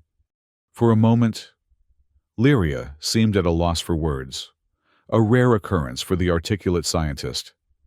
I have never considered the emotional component. Elori do not typically frame intellectual pursuits in terms of emotional attachment." She paused, her multifaceted eyes distant with thought. "But perhaps you are not entirely incorrect. There is a satisfaction that transcends mere accomplishment." "That's what I thought," Aaron said with a smile. "We're not so different after all." Their moment of connection was interrupted by a distant sound, a metallic clang that echoed through the abandoned outpost. Both women froze, exchanging alarmed glances. "We're not alone," Aaron whispered, immediately moving to dim the laboratory lights. "Quick, gather what we need. We have to move." Lyria swiftly but carefully secured the Kavari's container, while Aaron collected the most essential supplies: medical kit, emergency rations, a crude weapon she fashioned from a piece of lab equipment. They moved silently into the corridor, listening intently for any further sounds. "The maintenance tunnels," Aaron whispered, pointing to a service hatch in the floor. "They run throughout the outpost. We can use them to stay hidden while we figure out who's here." The hatch opened with a reluctant groan that seemed thunderous in the silence, revealing a narrow passage barely large enough for them to crawl through. Aaron went first, her emergency light illuminating the dusty tunnel, followed by Lyria, with the Kavari's container clutched protectively against her chest. They had barely secured the hatch behind them when footsteps echoed above, multiple sets, moving with the coordinated precision of trained operatives. "Search every room," came a muffled voice, distorted by the same type of helmet modulator the attackers on EO7 had used. "They're here somewhere. The tracker on their pod is still active." "Tracker?" Aaron mouthed silently to Lyria, who looked equally alarmed. They hadn't considered that the emergency pod might have been tagged during the chaos at EO7. Moving as quietly as possible, they crawled through the maintenance tunnel, guided by Aaron's vague recollection of the outpost's layout from an old training manual. The passage was claustrophobic, filled with dust and abandoned equipment, but it offered concealment from their pursuers. After what felt like an eternity of painful crawling, they reached a junction where the tunnel widened slightly into a maintenance hub. Aaron signaled for a brief rest, both of them breathing heavily from the exertion in the thin air. "We need a plan," Aaron whispered. "We can't stay in these tunnels forever, and we can't outrun them." "How many do you estimate?" Lyria asked, her voice equally low. "From the footsteps? At least 4. Maybe 6. Too many to fight, especially without proper weapons." Lyria's multifaceted eyes gleamed in the dim light of Aaron's emergency lamp. "Perhaps we do not need to fight. This is a mining outpost. Are there not volatile materials that could serve as a distraction?" Aaron blinked, impressed by the scientist's tactical thinking. "The fuel depot. It should be connected to these maintenance tunnels. If we can reach it, we might be able to trigger a controlled detonation. Nothing big enough to destroy the outpost, but enough to draw their attention while we circle back to the docking bay. And escape in our pod? The one they've tracked? No, Erin shook her head. They must have come in their own vessels. If we can reach one of them. A logical approach, Lyria agreed. Lead on. Navigating the maintenance tunnels was a nightmare of wrong turns and dead ends. But eventually they found their way to the outpost's fuel storage area. Through a ventilation grate, they could see the massive containers of hydrogen and other volatile fuels used for the mining operations. Now sitting dormant, but still potentially dangerous. There, Erin pointed to a control panel. If I can override the safety protocols, I can trigger a release in the furthest storage container. It should create a controlled burn, enough to trigger alarms and draw them away from the docking bay. And if the safety systems fail entirely? Lyria asked pragmatically. Then we'd better be very fast, Erin admitted grimly. But it's our best shot. She worked quickly at the control panel, bypassing security measures that had grown lax with abandonment. After several tense minutes, she had programmed a delayed release of hydrogen from one of the peripheral tanks, along with a spark from an ignition system that should trigger a controlled burn. We have 5 minutes before it blows, she told Lyria. We need to get to the docking bay on the other side of the outpost. They moved as swiftly as the cramped tunnels allowed, emerging finally through another service hatch near the docking bay. The area was deserted, their pursuers apparently focused on searching the main living and working areas of the outpost. There, Lyria whispered, pointing to a sleek, military-grade shuttle docked at one of the ports. That must be theirs. Perfect, Erin nodded, checking the time. 2 minutes until the distraction. Let's get in position. They crept toward the shuttle, staying low and using abandoned equipment for cover. The vessel was clearly advanced, armed and armored, with the streamlined design of a special operations craft. Most importantly, it appeared unguarded, its crew confident in the isolation of the outpost. A distant boom shook the station, followed immediately by the wail of automated alarms. Erin's distraction had worked, perhaps too well, judging by the intensity of the explosion. That's our cue, she said, already running for the shuttle. Move! They sprinted across the open space of the docking bay, reaching the shuttle just as shouts and running footsteps indicated their pursuers had reacted to the explosion. Erin slapped the external access panel, praying that in their haste, the intruders hadn't engaged all security protocols. The shuttle door slid open, revealing a compact but advanced cockpit. Get in, Erin urged, helping Lyria, still carefully protecting the Kavari's container, aboard before scrambling in after her. The controls were unfamiliar but followed standard aerospace design principles. Erin's fingers flew across the panels, bringing systems online and initiating the launch sequence. They're coming, Lyria warned, looking out the view screen where figures in combat armor were sprinting toward them, weapons raised. Hold on, Erin gritted, overriding the docking clamps and firing the thrusters at maximum power. The shuttle lurched violently, then tore free from the dock with a screech of protesting metal. Energy bolts streaked past them as the shuttle shot away from the outpost, the acceleration pushing them back into their seats. Erin executed a series of evasive maneuvers, using the moon's cratered surface to break line of sight with any pursuit. I believe we have successfully evaded immediate capture, Lyria observed, her voice remarkably calm despite their harrowing escape. She was still cradling the Kavari's container, which had miraculously remained intact during their flight. Don't celebrate yet, Erin warned, studying the shuttle's unfamiliar navigation system. This vessel likely has tracking systems that its owners can access. We need to get somewhere safe and ditch it as soon as possible. She set a course that would take them around the far side of Gaia 2, using the planet's mass to shield them from sensors while she assessed their options. The shuttle is well equipped, Lyria noted, examining the various systems.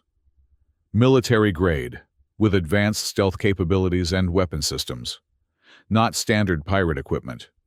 No, Aaron agreed grimly. These aren't ordinary raiders.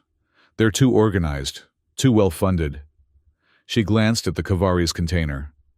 Just how valuable is this little guy? Lyria's multifaceted eyes reflected the cockpit's instrument lights as she considered the question. Beyond conventional valuation, the Kavari's adaptive genome could revolutionize medicine across species boundaries.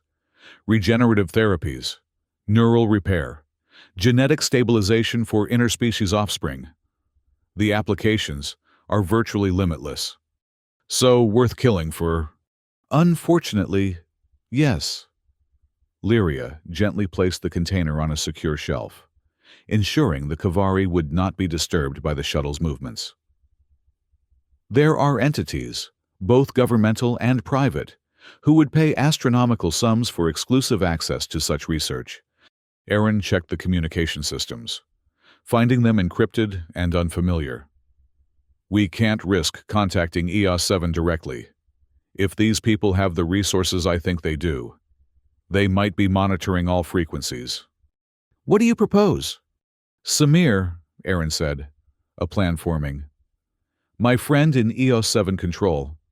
He has a private communication channel we've used for years, off the grid, technically not sanctioned by station protocols. A violation of regulations, Lyria observed, though her tone held no judgment. A necessary precaution in our line of work, Aaron corrected with a slight smile. When you've been stranded as many times as I have, you learn to keep backup channels open. She worked on the communication system, bypassing several security protocols and reconfiguring the transmitter to a frequency that would appear as background radiation to most scanning systems. Samir, this is Aaron. If you're receiving, don't respond directly. Signal boost the nearest navigation beacon twice if you copy. She sent the message on a tight beam transmission toward EOS-7's approximate position. For long moments, there was nothing. Then, on the shuttle's sensor display, a navigation beacon near EOS-7 flashed twice in quick succession, a signal that would appear as a routine system check to anyone else monitoring. He got it, Aaron said with relief. Now let's see if he can help us. She transmitted again, this time with more detail. Situation critical. Hostiles in pursuit. Need secure docking and immediate quarantine protocol. Valuable research asset and a Lori scientist with me. Cannot approach via standard channels. Awaiting coordinates for alternative approach. The wait was excruciating. Both women tense with the knowledge that their pursuers could reappear at any moment. Finally, the navigation system pinged, receiving a set of coordinates embedded in what appeared to be routine telemetry data. Clever, Aaron murmured, decoding the information. He's directing us to a maintenance dock on the station's underside, rarely used, minimal monitoring, and he's triggered a level 2 quarantine drill that will clear that entire section. Your friend takes significant risks, Lyria noted. Such actions would merit severe disciplinary measures. He's loyal, Aaron said simply. And he knows I wouldn't ask if it wasn't important. She altered their course, programming a circuitous approach that would use Gaia 2's rings as cover. It'll take us about 3 hours to reach the station this way. We should take turns resting. I require minimal sleep compared to humans, Lyria informed her. I will monitor our trajectory while you recover. Aaron was about to protest, but the events of the past hours suddenly caught up with her, a wave of exhaustion making her limbs heavy. Wake me if anything changes. Anything at all. Of course. Aaron settled back in the pilot's seat, her last conscious sight being Lyria's tall form, silhouetted against the stars, those multifaceted eyes reflecting the cosmos as she stood vigilant. She woke to Lyria's hand on her shoulder, gentle but urgent. Aaron, we are approaching the coordinates, but there is a complication. Instantly alert, Aaron straightened, checking the instruments. What is it? A vessel matching the configuration of those that pursued us has docked at EOS-7. Standard Bay, Full clearance protocols. They beat us there, Aaron said grimly. And they have legitimate access to the station. It would appear so, Aaron thought quickly, weighing their options. We stick to the plan. The maintenance dock should still be clear due to the quarantine drill. We'll have to be careful once we're aboard. Though, if they have official access, they might have convinced station security that we're the threats. The approach to the maintenance dock was tense. The shuttle's stealth systems engaged to minimize their sensor profile. As they drew closer, Aaron could see that the dock appeared deserted, just as Samir had promised. "Ready for some extremely unsanctioned boarding procedures?" she asked Lyria, with a grim smile. "I find that regulations become remarkably flexible in survival situations," the Elori replied dryly. The docking procedure was precarious. The maintenance port not designed for a vessel of the shuttle's size and configuration. Aaron had to execute a series of delicate maneuvers, finally achieving a stable, if awkward, connection. "It won't be a perfect seal," she warned, as the docking indicators showed yellow rather than the ideal green. "We'll need environment suits for the transfer." They found emergency suits in the shuttle's storage compartments, military grade, adaptable to various species' physiologies. Aaron helped Lyria into one, careful of her injured shoulder, then donned her own. The Kavari's container was sealed and pressurized, allowing it to safely transition through the imperfect airlock. "On three," Aaron said, hand on the airlock control. 1, 2, 3. The transition was chaotic, a rush of escaping air. The disorienting spin as pressure differentials pushed them through the connection. Then, the jarring impact as they landed in EOS 7's maintenance dock. Aaron quickly sealed the interior airlock, restoring pressure to the small chamber. "Made it," she gasped, removing her helmet once the air quality indicators turned green. "You okay?" Lyria nodded, already checking the Kavari's container. "Both I and the specimen are unharmed. Where now?" The maintenance dock connected to a network of service corridors that ran throughout the station, similar to those they had used in the mining outpost, but larger and better maintained. Aaron led the way, her knowledge of EOS 7's layout proving invaluable as they navigated the labyrinthine passages. "We need to find Samir," she whispered as they paused at a junction. "He'll know the situation, who these people are, what they've told station security. And how do you propose to locate him without alerting our pursuers?" Aaron tapped a seemingly ordinary maintenance panel, which slid aside to reveal a rudimentary communication terminal. "Unofficial staff modifications," she explained, with a slight smile. "Sometimes you need to arrange a poker game without the commander knowing." She input a series of codes, sending a message that would appear on Samir's personal device, rather than the official station systems. The response was almost immediate, a string of code that Aaron quickly interpreted. "He's in Auxiliary Control Room B, Level 7. Says it's secure, minimal personnel." They moved through the service corridors, occasionally freezing as station personnel passed by on the other side of access panels. The quarantine drill had reduced traffic in this section, but EOS 7 was never truly deserted. Auxiliary Control Room B was a small, secondary command center designed as a backup in case the main control room was compromised. When they arrived, Samir was waiting, his normally cheerful face drawn with worry.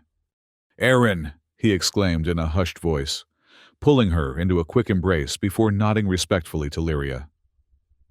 "Dr. Thane, I'm glad you're both alive. The situation is complicated." "Tell me," Aaron said, setting down the Kavari's container on a secure surface. "The attackers identified themselves as Gaia 2 security forces, claiming they were pursuing dangerous fugitives who had stolen classified research materials." Samir ran a hand through his dark curls, a nervous habit Aaron recognized. "They have documentation, looks legitimate, backed by Commander Raxon's authority codes." "Falsified," Lyria stated confidently. "Commander Raxon was present during our original negotiation. He would not authorize such aggressive measures." That's what didn't add up for me either. Samir agreed. But they've convinced most of station security. There's an alert out for both of you. Classified level. Quiet containment requested. So the whole station is looking for us. Aaron summarized grimly. What about the actual attackers? The ones who breached the lab? 6 operatives. Military precision. Using Verdan faction insignia, but with tactics that don't match known Verdan protocols. Samir pulled up security footage on a small screen. They're still searching the main levels, coordinating with station security. They've got the docking bays, residential sections, and labs under surveillance. Aaron studied the footage, noting the controlled, professional movements of the operatives. These aren't ideological extremists. They're mercenaries, using the Verdan as cover. Agreed, Lyria said, examining the images. The true Verdan are passionate but disorganized. These individuals display military training. So who hired them? Samir asked. And why go to such lengths for... He glanced at the container. Whatever that is. Lyria explained the Kavari's significance, her scientific precision making the stakes abundantly clear. Samir whistled low. Regenerative medicine that works across species? That's worth more than this entire station. Exactly, Aaron nodded. So our question is, who has the resources to mount this kind of operation, the connections to falsify Commander Raxon's authority codes, and the interest in cross-species medical technology? The three looked at each other as the same conclusion formed. The Unity Directive, Samir said quietly. The Unity Directive was officially a think tank dedicated to advancing human interests in interspecies relations.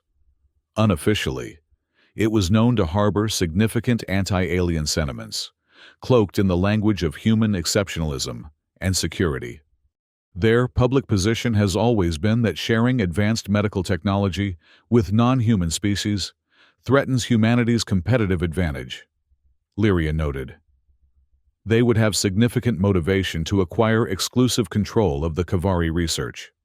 And they have operatives throughout Earth Alliance systems, including military and security, Aaron added.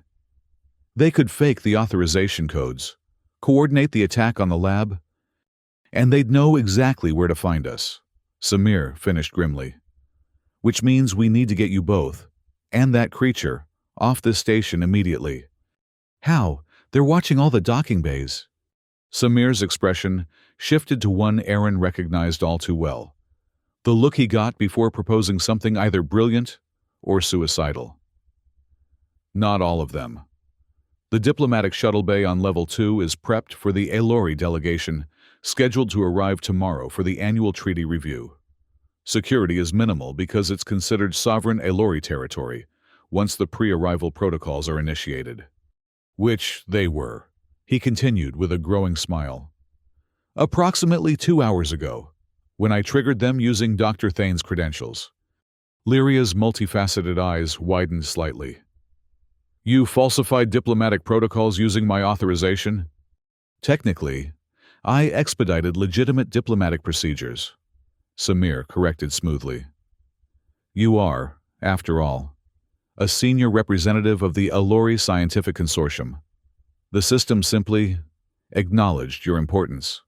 Your friend continues to demonstrate a concerning disregard for regulations, Lyria told Aaron, though there was a note of impressed respect in her voice. It's one of his best qualities, Aaron replied with a grin. So we have access to a shuttle. Where do we go? We can't return to Elori space without proper authorization. And Earth Alliance territory isn't safe if the Unity Directive is involved. Neutral space, Lyria suggested. The freehold colonies in the Arcturus system maintain strict sovereignty and have no extradition agreements with either Earth Alliance or the Elori Consortium. Arcturus is 5 days at standard FTL, Samir pointed out. The diplomatic shuttle has the range, but you'll be vulnerable during transit. We don't need to reach Arcturus, Aaron said, a plan forming. Just its jurisdiction. Once we're in freehold space, we can request asylum and present our evidence. With both an Earth Alliance citizen and an Elori scientist making the same claim, they'll have to investigate. Samir nodded. It could work. The diplomatic shuttle is stocked for a multi-day journey. Food, medical supplies, everything you'd need. How do we reach the diplomatic bay without being detected? Lyria asked practically. Service corridors most of the way, Samir replied, pulling up a station schematic. There's one section you'll have to cross through a public area, but I can create a distraction to clear the path. The plan took shape quickly, with Samir's intimate knowledge of EOS 7's systems providing the edge they needed. He programmed a series of system malfunctions that would trigger sequentially, drawing security personnel away from their path to the diplomatic bay. One more thing, he said, retrieving a small device from a secure compartment. Take this. It's a secure communication module, untraceable, with encryption even Earth Alliance intelligence can't crack. Keep it with you. If things go badly, if you need extraction, I'll find a way. Erin took the device, unexpectedly moved by her friend's loyalty. Samir, if they figure out you helped us, they won't, he assured her with confidence that didn't quite reach his eyes. And if they do, well, I've been wanting a career change anyway. I hear the freehold colonies have excellent benefits. Their journey through the service corridors was tense but uneventful. Samir's diversions working perfectly to clear their path. When they reached the transition point to the public area, Samir checked the security feed one last time. On my signal. Move quickly. The environmental system in Section 12 is about to experience a catastrophic failure. Non-toxic, but very aromatic. Security will be fully occupied for approximately 2 minutes. Right on cue. Alarms blared from a distant section of the station, followed by announcements directing personnel to assist with containment. The corridor before them emptied as everyone rushed to investigate or evacuate. Now, Samir urged. Go, go, go! They sprinted through the public corridor, Erin supporting Lyria, who still moved with some discomfort from her injury. The Kavari's container bounced gently in Lyria's arms, the creature inside seemingly undisturbed by the motion. The diplomatic bay appeared ahead, its entrance marked with both Earth Alliance and Elori Consortium insignia. Samir rushed to the control panel, entering an authorization code that caused the doors to slide open with a soft hiss. Inside sat the diplomatic shuttle, sleek, elegant, and clearly designed for comfort rather than combat. Its systems were already activated, ready for departure. The pre-flight sequence is complete, Samir explained, guiding them aboard. Auto-navigation is set for a standard diplomatic route, which will get you clear of EOS 7 without raising suspicions. Once you're beyond sensor range, you can alter course for the Arcturus system. Erin took the pilot's seat, familiarizing herself with the controls, while Lyria secured the Kavari's container in a specialized containment unit designed for transporting sensitive biological samples. We'll need to hurry, Samir warned, checking his communication device. Security has already contained the environmental issue. They'll be returning to standard patrol patterns within minutes. Erin initiated the launch sequence, the shuttle systems responding with the smooth efficiency of top-tier engineering. Samir, thank you for everything. He squeezed her shoulder once, his expression a mixture of worry and affection. Just stay alive out there, and maybe send a postcard from Arcturus. With a final nod, he exited the shuttle, sealing the airlock behind him. Through the view screen, Erin watched him input the final authorization codes that would allow their departure. The bay doors opened to reveal the vast expanse of space beyond, stars scattered like diamonds against the velvet darkness. With a gentle push of the thrusters, the diplomatic shuttle glided forward, leaving the relative safety of EOS 7 behind. Standard diplomatic departure complete, Erin announced as they cleared the station's immediate vicinity. Switching to manual control and adjusting course. No pursuit detected, Lyria confirmed, monitoring the sensor array. Station traffic control acknowledges our departure as scheduled diplomatic movement. For the first time in what felt like ages, Erin allowed herself to relax slightly. So far, so good. If we maintain this course for another hour before changing direction, we should avoid suspicion. Lyria nodded, her tall form settling into the co-pilot seat with unexpected grace. A logical approach. The Kavari is secure and showing signs of increased activity, which suggests it is adapting well to the containment system. Good, Erin said, genuinely relieved. After all they'd been through to protect the creature, she'd grown oddly attached to it. Once we're on a steady course, we should both get some real rest. It's been quite a day. Indeed, Lyria agreed, those multifaceted eyes studying Erin with an intensity that felt almost physical. Your actions continue to defy prediction. Erin Novak, when faced with danger, you had multiple opportunities to surrender me and the Kavari, thereby ensuring your own safety. Yet you chose to protect both, at significant personal risk.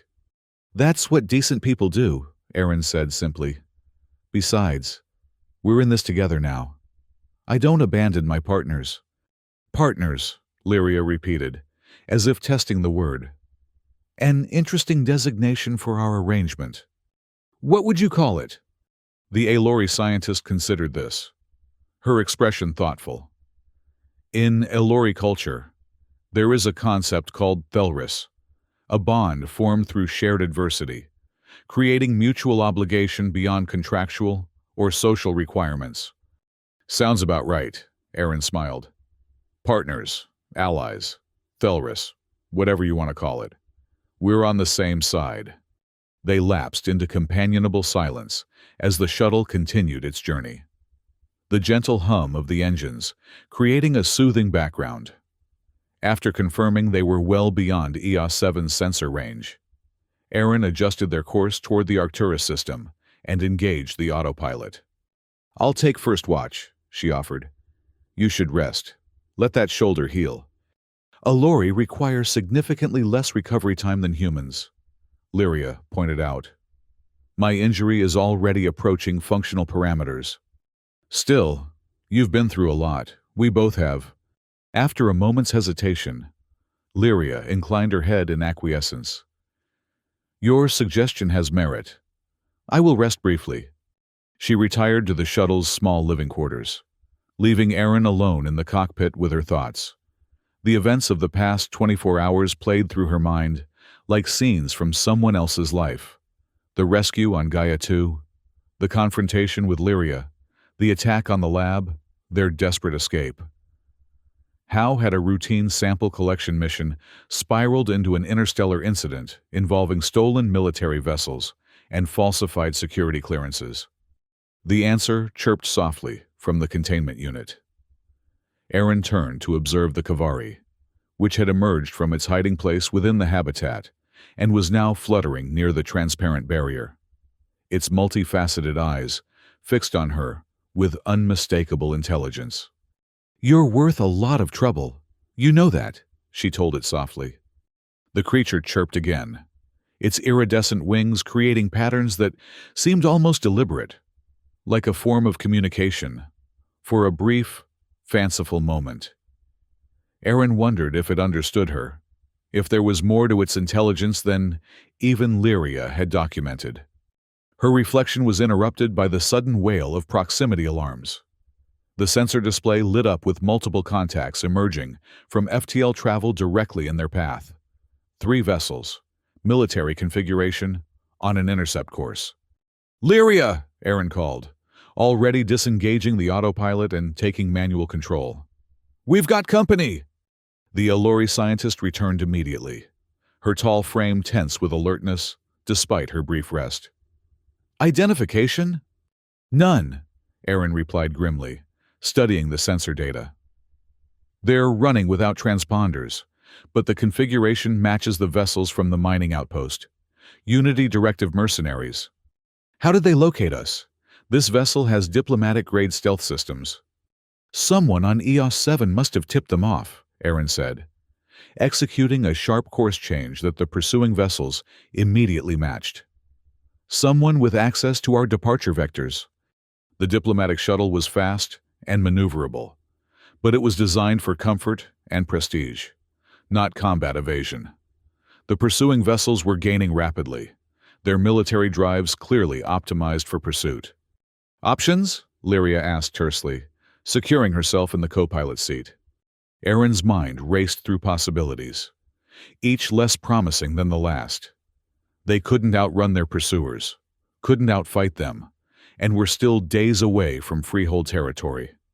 The Caldera Nebula, she decided, adjusting their course toward a dense cloud of stellar gases and dust particles visible on the navigation display. We can't outrun them, but we might be able to hide. The nebula will disrupt their sensors. Maybe give us a chance to slip away. The diplomatic shuttle strained as Aaron pushed it to maximum acceleration, the elegant vessel protesting its rough treatment. Behind them, the pursuing ships fired warning shots, energy beams that deliberately missed their craft but served as a clear message. Stop, or the next shots won't miss. They're hailing us, Lyria reported, monitoring the communication system. Ignore it, Aaron instructed. Whatever they have to say, I'm not interested. The nebula loomed larger in their view screen, a swirling mass of purple and blue gases illuminated from within by the light of forming stars. As they approached its outer boundary, their sensors began to show signs of interference, exactly what Aaron had been counting on. Brace for turbulence, she warned, gripping the controls tightly. Nebula entry in 3, 2, 1. The shuttle shuddered violently as they crossed the boundary, the gases and particulate matter of the nebula creating resistance against their shields. Warning indicators flashed across the console as various systems struggled to compensate for the harsh conditions. Shield integrity at 78%, Lyria reported calmly. Drive efficiency reduced by 22% due to particulate interference. What about our friends back there? Lyria checked the rear sensors. They have followed us into the nebula, but are experiencing similar difficulties. Their pursuit formation has become disorganized. Good, Aaron said grimly, executing a series of sharp turns and elevation changes that would be difficult to track on sensors already compromised by the nebula. Let's make it more challenging for them. She guided the shuttle deeper into the nebula, using her pilot's instinct to navigate through denser gas pockets and dust clouds that would further confuse their pursuers' tracking systems. Each maneuver was a calculated risk. The same conditions that hindered their hunters also affected their own systems, making navigation increasingly treacherous. After nearly an hour of this deadly game of hide-and-seek, Lyria reported, I can no longer detect the pursuing vessels on sensors. However, this may be due to nebula interference rather than successful evasion. We'll take what we can get, Aaron replied, not slowing their pace. If we keep this heading, we should reach the far side of the nebula in approximately 4 hours. From there, we can assess whether we've truly lost them. The journey through the nebula was tense, the shuttle buffeted by swirling gases and micrometeorites, its systems gradually deteriorating under the strain. Aaron remained at the controls, her focus absolute, while Lyria monitored the Kavari, which had retreated to the center of its containment unit, its colors muted, as if in response to the danger. When they finally emerged from the nebula's far boundary, both women were exhausted but alert, scanning the sensor readouts for any sign of pursuit. Nothing within detection range, Lyria confirmed after several tense minutes. It appears we have successfully evaded them. Aaron allowed herself a small sigh of relief, rolling her shoulders to release some of the tension. For now, but they're persistent, and they have resources. We need to reach Freehold space as quickly as possible. She plotted a new course for the Arcturus system, pushing the diplomatic shuttle to its limits. The nebula crossing had taken its toll on the vessel, Several systems were operating at reduced efficiency, and the energy reserves had been depleted more rapidly than anticipated. "We'll need to make a stop," Aaron announced after reviewing the ship's status. "The primary drive's containment field is showing signs of instability. If we push it all the way to Arcturus without maintenance, we risk a catastrophic failure." Lyria examined the engineering readouts, her scientific expertise allowing her to quickly grasp the severity of the situation. "Agreed. The field harmonics are degrading beyond acceptable parameters.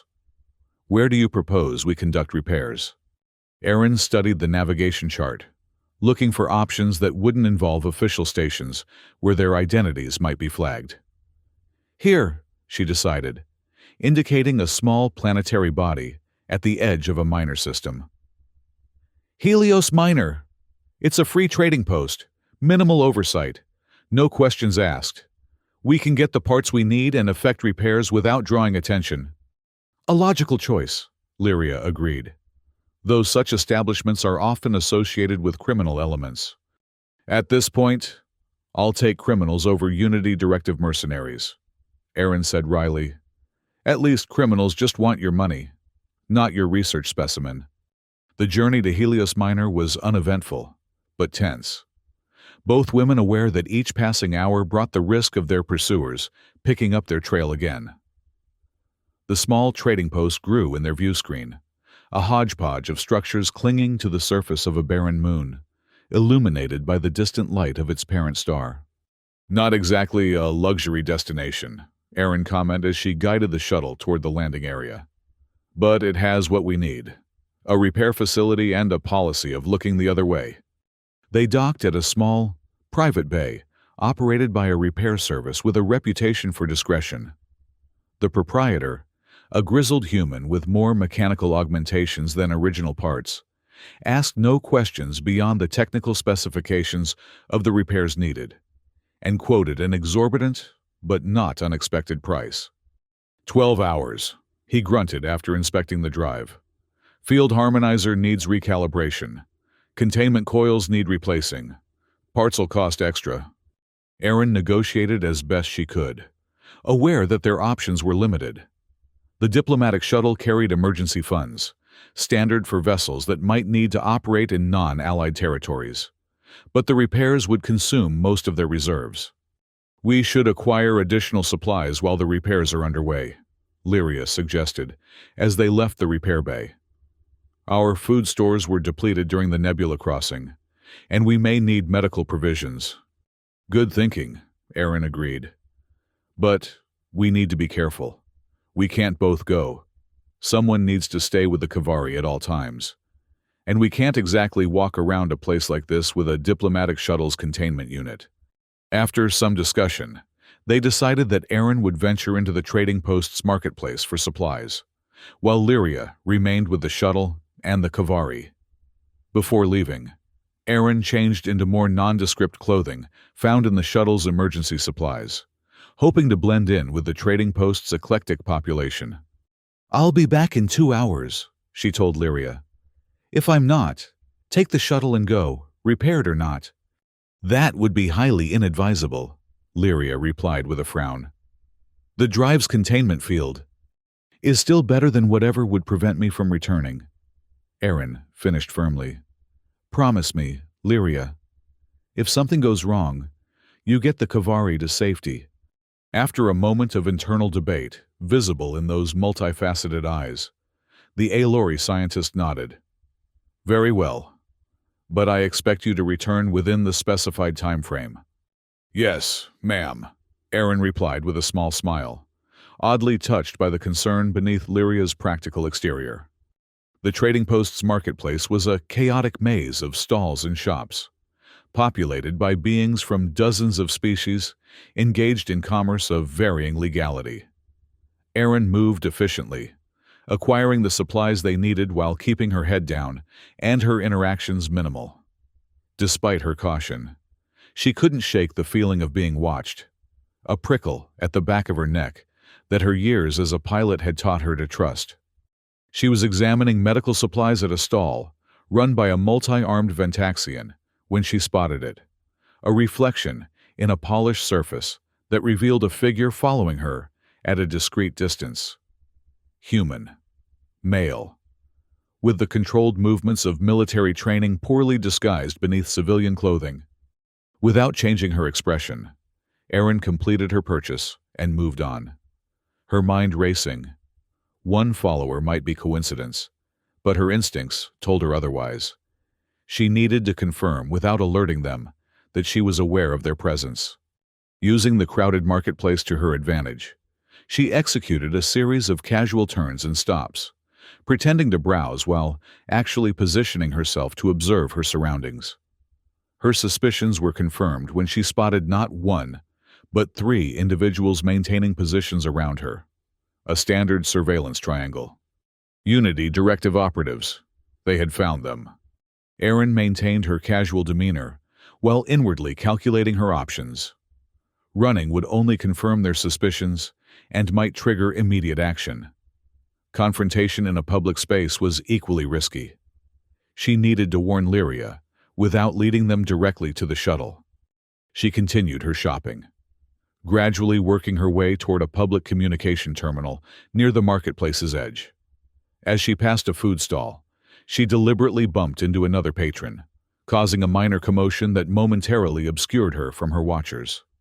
In that brief window, she slipped Samir's secure communication device from her pocket and activated the emergency protocol he had shown her. By the time her surveillance team had re-established visual contact, she was calmly purchasing food supplies, as if nothing had happened. The device, now active, would transmit a warning directly to the shuttle's systems, alerting Lyria to the danger without a traceable communication. Now she needed to lead her followers away from the repair bay, gathering her purchases. Erin headed deeper into the trading post, toward the entertainment district where crowds would be thicker and escape options more numerous. As she walked, she noted with grim satisfaction that all 3 operatives were following, apparently confident in their ability to track her.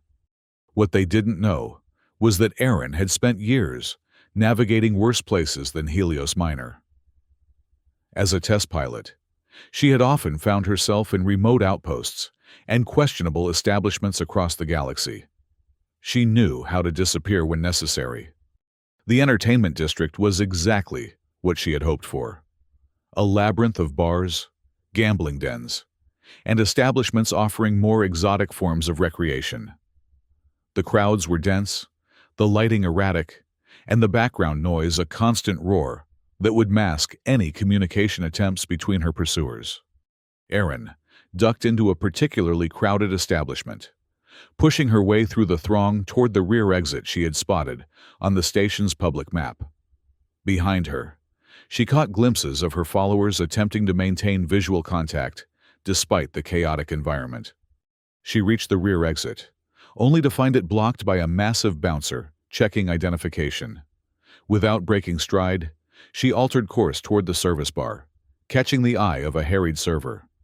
"Kitchen access?" she asked, sliding a credit chip across the counter. "Delivery emergency." The server glanced at the chip, then jerked a thumb toward an unmarked door. "Through there. Chief doesn't like loiterers." "Won't be a problem," Erin assured him, already moving. The kitchen was hot, chaotic, and perfect for her purposes. She navigated through the busy staff, ignoring their irritated glances, and exited through a service door into a back alley. From there, she took a series of increasingly narrow passages, doubling back occasionally to confirm she had lost her tail.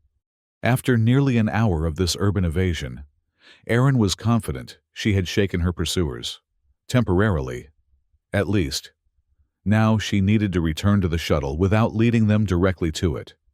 Using the trading post's public transportation system, a haphazard collection of automated carts and elevated platforms, she made her way to a commercial district several sectors away from the repair bay. From there, she proceeded on foot, taking a circuitous route and frequently checking for surveillance. When she finally reached the repair bay, she approached from an adjacent maintenance access, rather than the main entrance. Inside, she found Lyria waiting tensely, The Kavari's containment unit prepared for immediate departure. "Your warning was received," the Elori said without preamble. "The repair work has been expedited at considerable additional expense. We can depart in approximately 40 minutes. "They found us," Erin confirmed grimly, setting down her acquired supplies. "I led them away, but it won't take them long to check transportation hubs and repair facilities. We need to be gone before they connect the dots." "Agreed. I have prepared a secondary contingency as well." Lyria indicated a small civilian transport docked nearby. "I have arranged for it to depart on an automated flight plan shortly after our own launch, following a similar vector. It may create momentary confusion for our pursuers." Erin blinked in surprise. "That's actually pretty clever. Not exactly by the book, Dr. Thane. I find that exceptional circumstances require adaptable methodology," Lyria replied, with what might have been the faintest hint of pride. "Your influence, perhaps—" "I'll take that as a compliment." Erin began stowing their new supplies, working efficiently to prepare for departure. "How's our little friend doing?" "The Kavari has shown remarkable resilience. Despite the suboptimal conditions, it has maintained stable biometric readings and even demonstrated some new adaptive behaviors. I have documented several previously unobserved cellular configurations in response to the stress stimuli." "So our harrowing escape is actually good for your research?" "In a manner of speaking," Lyria acknowledged. "Though I would prefer more controlled experimental parameters. The data gathered under these conditions provides valuable insights into the Kavari's adaptive capabilities." The repair chief interrupted their conversation, announcing that the drive's containment field had been stabilized and the coils replaced. The shuttle was ready for departure. "Just in time," Erin muttered, her instincts still on high alert. "Let's get out of here before our friends figure out where we are." They boarded quickly, Erin running through the pre-flight checks with practiced efficiency, while Lyria secured the Kavari's containment unit for space travel. The shuttle's systems responded smoothly, whatever the repair chief's other qualities.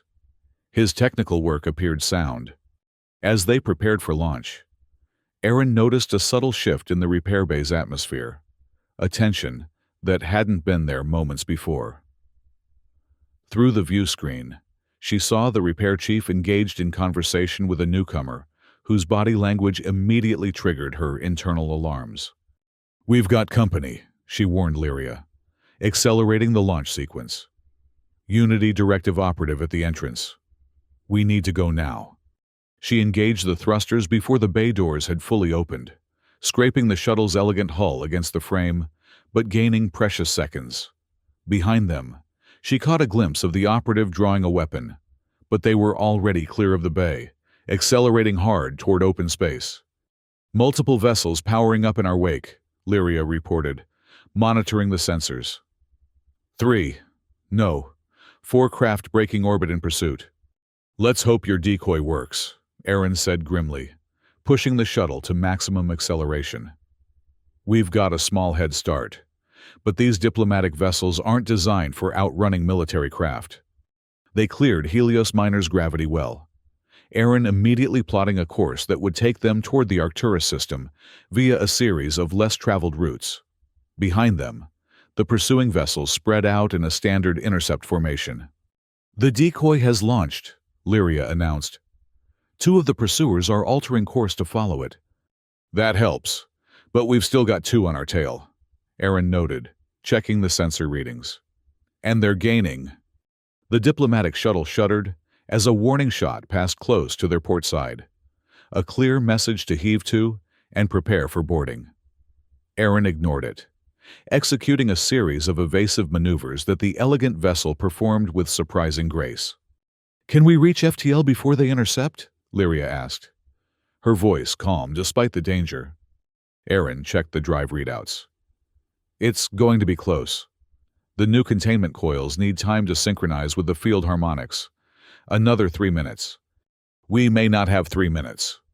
As if to emphasize her point, another energy blast struck closer to their hull, causing the shields to flare brightly.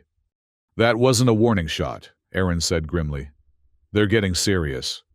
She pushed the shuttle into a tight spiral, using the maneuver to bleed off some of their pursuers' velocity advantage. The diplomatic vessel responded admirably, its designer having apparently anticipated the occasional need for diplomatic representatives to make hasty departures. 1 minute to FTL readiness, Lyria reported, monitoring the drive systems with scientific precision. The field harmonics are approaching optimal parameters. Another energy blast struck their shields directly, causing alarms to blare throughout the cockpit. Shield integrity at 42%, Lyria announced, her voice still remarkably steady. One more direct hit may compromise containment. They're not trying to disable us, Aaron realized with growing alarm. They're trying to breach the hull, a targeted strike to decompressurize without destroying the ship, to eliminate the crew while preserving the Kavari, Lyria concluded. A logical tactical approach, if morally reprehensible. 30 seconds to FTL, Aaron muttered, executing another series of evasive maneuvers. Come on, come on. The pursuing vessels adjusted their firing pattern, creating a web of energy beams that would be nearly impossible to evade completely. Aaron's hands flew across the controls, the shuttle responding to her commands with increasing sluggishness as systems strained under the pressure. 10 seconds, Lyria counted down. 9, 8. An energy beam grazed their starboard engine, causing the shuttle to lurch violently. Warning indicators flashed across the console as the propulsion system compensated for the damage. 5, 4, 3. Aaron's fingers hovered over the FTL activation control, ready to engage the moment Lyria gave the word. 2, 1, FTL ready. She slammed the control forward, and the stars around them stretched into lines as the diplomatic shuttle leapt into faster-than-light travel, leaving their pursuers temporarily behind. We made it, Aaron breathed, slumping slightly in her seat. For now, at least. Indeed, Lyria agreed, already assessing the damage to their systems.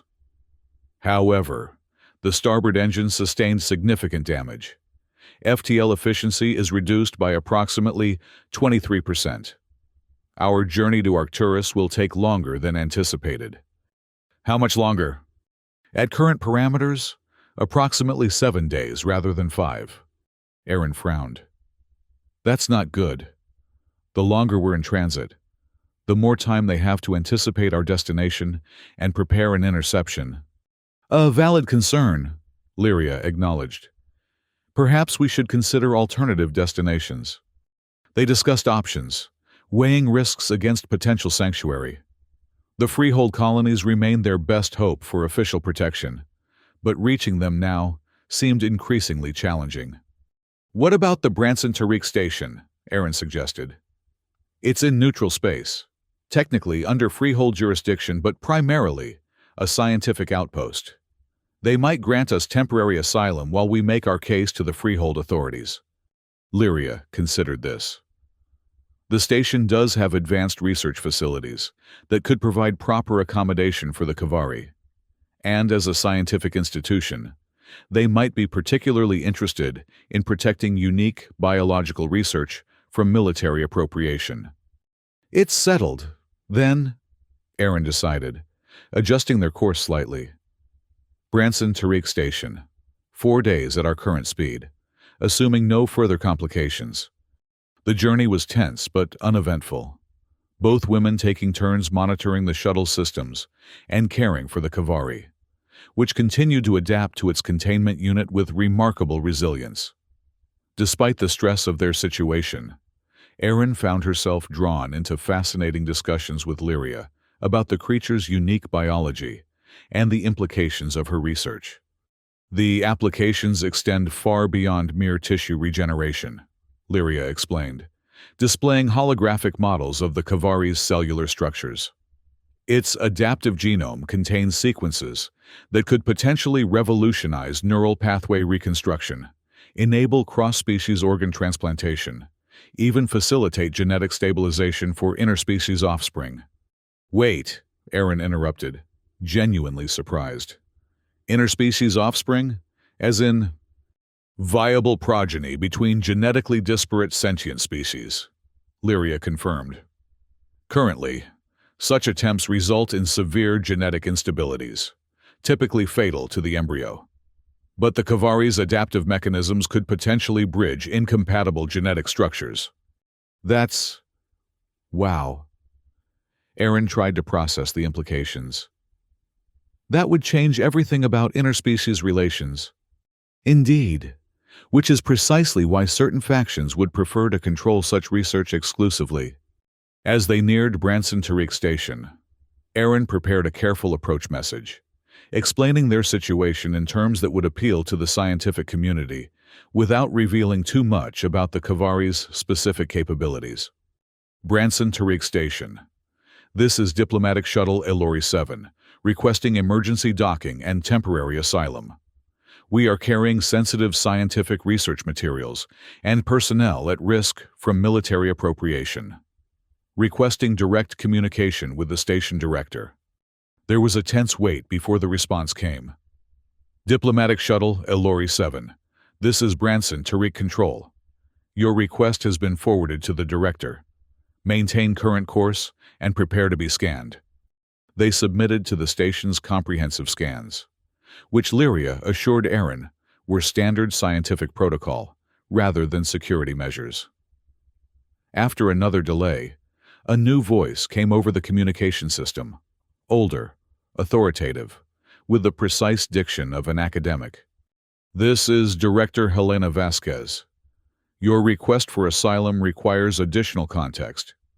Please identify the nature of the research materials and the specific threat you are facing. Lyria took over the communication, her scientific credentials lending weight to their request.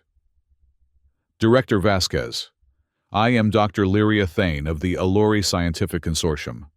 We are transporting a living specimen with unique, adaptive genetic properties. The research has significant medical applications across species boundaries. We are being pursued by operatives believed to be associated with the Unity Directive, who have made multiple armed attempts to appropriate the specimen and eliminate witnesses. There was a long pause before Director Vasquez responded. Dr. Thane, your reputation precedes you. Your work on xenobiological adaptive mechanisms is well regarded in the scientific community. Approach on Vector 227 Mark III. For docking at Research Bay Alpha, security protocols will be in effect. Relief washed over both women as they adjusted course for the designated approach vector. Branson Tariq Station grew in their view screen, a sprawling complex of interconnected modules, research domes, and observatory arrays, all rotating gently to provide artificial gravity. Research Bay Alpha, Aaron noted with raised eyebrows. That's high-priority access. Your reputation really does precede you. Scientific contributions transcend political boundaries, Lyria replied, though there was a hint of satisfaction in her voice. Director Vasquez is known for valuing knowledge above political considerations. Their docking was met with a security detail, standard procedure, Aaron assumed, for unexpected arrivals claiming political asylum. But alongside the security personnel stood Director Vasquez herself, a tall, silver-haired woman with keen eyes and the bearing of someone accustomed to authority. Dr. Thane, she greeted Lyria with a respectful nod. And you must be Pilot Novak. Welcome to Branson Tariq. I've arranged secure quarters for you both and appropriate facilities for your specimen. Thank you, Director, Lyria replied formally. The Kavari requires specific environmental conditions, which I can detail for your xenobiology staff. Of course, Dr. Chen will assist you with any technical requirements. Vasquez gestured to a younger woman in a lab coat who stepped forward with a tablet ready. Now, if you'll follow me, we should move you to secure areas immediately. Your arrival has not gone unnoticed. As they walked through the station's pristine corridors, Vasquez explained the situation. We received an official notification approximately 6 hours ago, warning us to detain you should you attempt to dock. The documentation carried Earth Alliance security codes, but the phrasing raised suspicions, particularly the emphasis on securing research materials without mention of your welfare. The Unity Directive, Aaron confirmed grimly. They're persistent. Indeed. While Branson Tariq maintains political neutrality, we are nevertheless a scientific institution. Attempts to appropriate research through military means run counter to our foundational principles. Vasquez's expression hardened slightly. However, you should be aware that while you are under our protection for now, this station lacks the military resources to resist a determined incursion. Your stay with us should be considered temporary while we arrange more permanent sanctuary. They were escorted to a secure research module, isolated from the station's main sections and equipped with its own life support and security systems. The Kavari was installed in a state-of-the-art containment habitat that far exceeded their makeshift arrangements, while Aaron and Lyria were provided comfortable adjoining quarters. You should both rest, Vasquez advised. Tomorrow, we will discuss your options and begin documenting your situation for submission to the Freehold Colonial Authority. Their protection carries more weight than ours. After Vasquez departed, Aaron and Lyria stood in the common area between their quarters, the events of the past days finally catching up with them, now that immediate danger had passed. We made it, Aaron said quietly, a tired smile tugging at her lips. For now, at least. Indeed, Lyria agreed, though I suspect our journey is far from complete. One crisis at a time, Aaron replied, stifling a yawn. Right now, I'm going to take advantage of what might be my last chance at a real shower for a while. A sensible priority, Lyria observed with what might have been amusement. I shall check on the Kavari and then do the same. The following days established a new routine. Lyria worked closely with the station's xenobiology team, documenting the Kavari's unique properties and ensuring its care met her exacting standards. Aaron, meanwhile, worked with security to establish contingency plans and escape routes, her pilot's expertise and recent experiences making her invaluable to the planning process. In the evenings, they would meet to share meals and discuss the day's developments. These conversations gradually expanded beyond their immediate situation, revealing more of each woman's past, hopes, and perspectives. Aaron learned of Lyria's childhood on the Aolori homeworld, her early fascination with biological diversity, and her sometimes controversial stance on ethical research protocols. In turn, she shared stories of her interrupted academic career, her decision to become a pilot after the war, claimed her family, and her dreams of someday exploring beyond known space. On the fourth day, Director Vasquez called them to her office, her expression grave. We've received word from our outpost monitoring vessels. 3 military-grade ships have entered the system and are on approach to the station. They're transmitting Earth Alliance security credentials but refusing to state their business beyond a routine inspection. How long do we have? Aaron asked, immediately shifting to tactical thinking. 6 hours. Perhaps less. I've already transmitted your asylum request to the Freehold Colonial Authority, along with my personal endorsement and the preliminary research documentation Dr. Thane has prepared. Their nearest diplomatic vessel is en route but won't arrive for at least 12 hours. We need to leave, Aaron decided. If we stay, we put the entire station at risk. Concurred, Lyria said. The Unity Directive operatives have demonstrated a willingness to employ lethal force. This scientific community should not be exposed to such danger. Vasquez nodded, having clearly anticipated this response. We've prepared a research vessel for your departure. It's smaller than your diplomatic shuttle but faster and equipped with advanced stealth systems. It's also registered under the station's scientific mission, which provides certain protections, even within contested space. What about the Kavari? Lyria asked. The containment habitat is not easily transportable. Dr. Chen has adapted a portable unit using our latest field research technology. It will maintain optimal conditions for up to 10 days, more than enough time to reach the Freehold Colonial headquarters if you take the direct route. The preparations moved swiftly, the station staff efficiently transferring the Kavari to its new containment unit and loading essential supplies onto the research vessel. As they worked, Aaron couldn't help but notice the extra precautions Lyria took with the Kavari's comfort, her concern extending beyond mere scientific caution to something approaching genuine care. "You've grown attached to it," she observed quietly as they monitored the transfer. Lyria glanced at her, those multifaceted eyes unreadable. "I have re-evaluated certain assumptions regarding the Kavari's subjective experience," she admitted. "Its behavioral adaptations suggest a level of awareness that merits ethical consideration beyond standard research protocols." "In other words, you like it," Aaron translated with a small smile. "Such anthropomorphizing is imprecise," Lyria replied, though without her usual conviction. "But not entirely inaccurate." Their departure was accelerated when long-range sensors detected the approaching vessels, altering course for a high-speed approach. With hasty farewells to Director Vasquez and her staff, Aaron and Lyria boarded the research vessel, the Kavari secured in its new containment unit. "Ready?" Aaron asked, settling into the pilot's seat and familiarizing herself with the controls. "Proceed," Lyria confirmed from the co-pilot's position.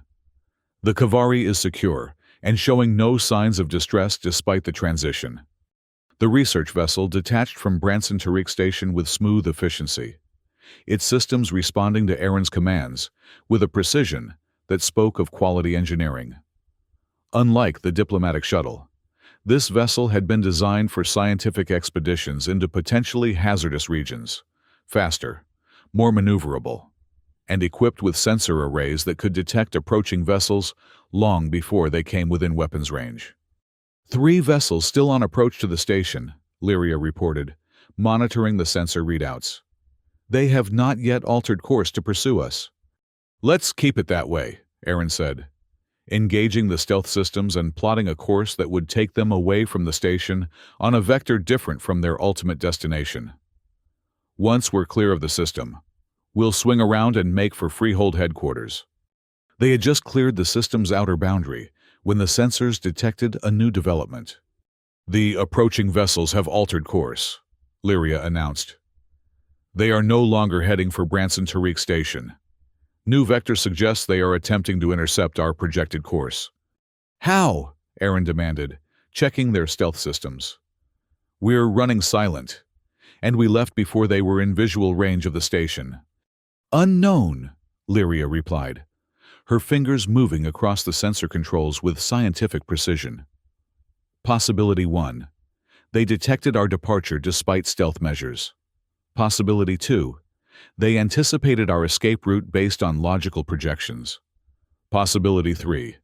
There is a tracking device we have not identified." The third option sent a chill down Aaron's spine. "If there's a tracker, it's not on the vessel. This ship was prepared specifically for us. It would have to be—" Both women reached the same conclusion simultaneously, their gazes turning to the Kavari's containment unit. "The specimen itself," Lyria breathed. "Its unique energy signature. They're not tracking a device. They're tracking the Kavari's biological emissions." "Can we shield it?" Lyria was already moving toward the containment unit, her scientific mind racing through possibilities. Perhaps the containment field could be modified to dampen the specific frequency of the Kavari's bioluminescent emissions, but such modifications would require precise calibration to avoid harming the specimen. "Do it," Aaron urged, adjusting their course to buy time. "I'll try to keep us ahead of them while you work." What followed was a tense race against time, Lyria working feverishly to recalibrate the containment field, while Aaron pushed the research vessel to its limits, executing a series of course changes designed to confuse their pursuers' tracking systems. "They're gaining," Aaron reported grimly, watching the sensor display where 3 blips steadily closed the distance. "Whatever you're doing, It needs to happen fast. Precision cannot be rushed, Lyria replied, though her movements betrayed an urgency that belied her calm tone. The calibration must be exact or we risk harming the Kavari. The pursuing vessels continued to gain ground, their military-grade engines clearly outperforming even the advanced research vessel. Aaron's piloting skills kept them ahead, but the margin was shrinking with each passing minute. "I've identified the primary emission frequency," Lyria announced, her voice tight with concentration. "Initiating containment field modification now." The Kavari chirped anxiously within its habitat as the field around it shimmered, the parameters shifting to create a dampening effect on its bioluminescent emissions. For a moment, the creature's colors dimmed dramatically, causing Lyria to make a swift adjustment. "Calibration at 70%, she reported. "The Kavari is experiencing mild distress, but no physiological damage." "Is it enough?" Aaron asked, checking the sensor display. The pursuing vessels had reduced speed slightly, their course becoming less certain. "It appears to be having an effect," Lyria confirmed. "The dampening field is obscuring the Kavari's unique signature, making it more difficult for them to distinguish from background radiation." "Good work," Aaron said with genuine admiration. "Now let's use that advantage." She executed a sharp course change, then another, creating a pattern of movement designed to confuse their pursuers, now that they could no longer rely on tracking the Kavari's signature. The distance between them and their hunters began to increase gradually. "We're pulling ahead," Aaron noted with cautious optimism. "If we can maintain this lead until we reach freehold space." The vessel shuddered suddenly, alarms blaring throughout the cockpit. Aaron's hands flew across the controls, assessing the damage. "What happened?" Lyria demanded, securing the Kavari's containment unit against the unexpected turbulence. "Long-range energy weapon," Aaron replied grimly. "They're firing blind, hoping to hit us by saturating our projected course. Damage to the port stabilizer. But we're still functional." Another impact rocked the vessel, this one closer to the main drive. Warning indicators flashed across the console as systems struggled to compensate. "We can't take much more of this," Aaron muttered, executing another series of evasive maneuvers. "We need to reach FTL capabilities immediately. The drive needs approximately 3 minutes to achieve FTL parameters," Lyria reported, checking the engineering systems. "Current damage levels have reduced efficiency by 17%. 3 minutes under fire from 3 military vessels was an eternity." Aaron's mind raced through options, discarding one after another as impractical or suicidal.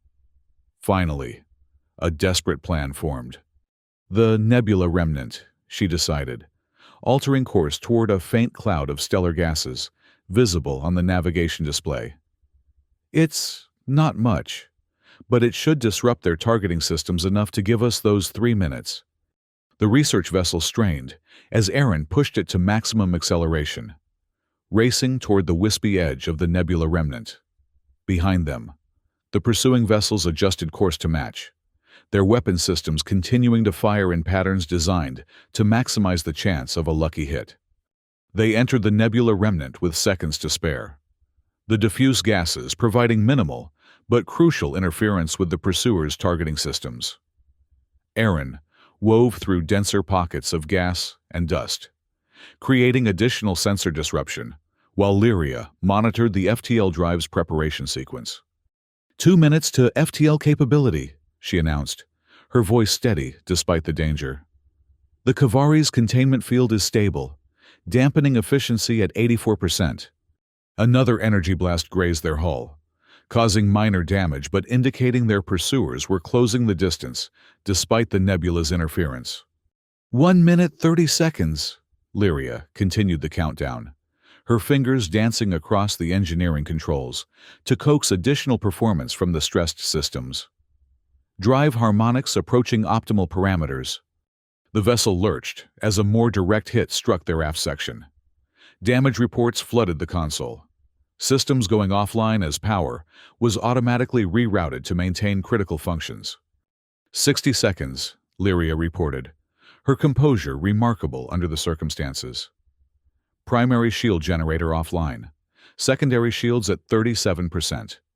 Aaron executed a desperate series of maneuvers, using the nebula's denser regions to break line of sight with their pursuers. The research vessel protested, structural integrity warnings joining the chorus of alarms, already filling the cockpit. 30 seconds, Lyria continued. Drive harmonics at 92% of optimal parameters. Another blast struck them directly, causing a cascade of system failures. The lights flickered, emergency power engaging to maintain life support and drive functions. 15 seconds, Lyria counted down, her voice the only calm thing in the chaos of alarms and flashing warnings. 10, 9. The pursuing vessels had closed to visual range, their silhouettes visible through the nebula's haze on the rear view screen. 5, 4, 3. Aaron's hand hovered over the FTL activation control, ready to engage the moment Lyria gave the word. 2, 1, FTL ready. She slammed the control forward, and the stars streaked into lines as the damaged research vessel leapt into faster-than-light travel, leaving their pursuers behind in a final, desperate escape. The transition to FTL was rougher than usual, the damaged systems struggling to maintain field integrity. Aaron and Lyria worked in perfect synchronization, stabilizing critical functions and rerouting power to maintain their escape velocity. When the immediate crisis had passed, Aaron slumped back in her seat, exhaustion washing over her. That was too close. Indeed, Lyria agreed, her own posture showing uncharacteristic fatigue. However, your piloting skills continue to exceed expectations. Most impressive. Coming from you, that's high praise, Aaron replied with a tired smile. How's our little friend doing? Lyria checked the Kavari's containment unit, where the creature had retreated to a corner, its colors muted, but its vital signs stable.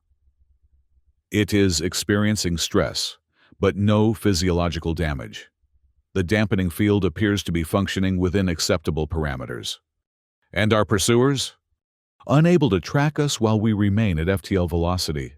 However, the damage to our systems has reduced our maximum sustainable FTL speed.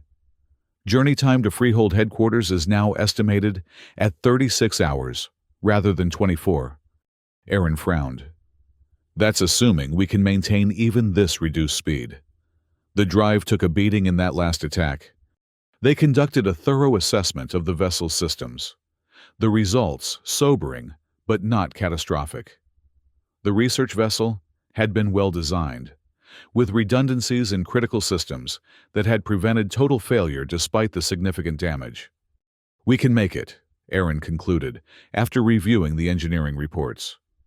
It won't be pretty, and we'll need major repairs when we arrive, but we should reach Freehold space.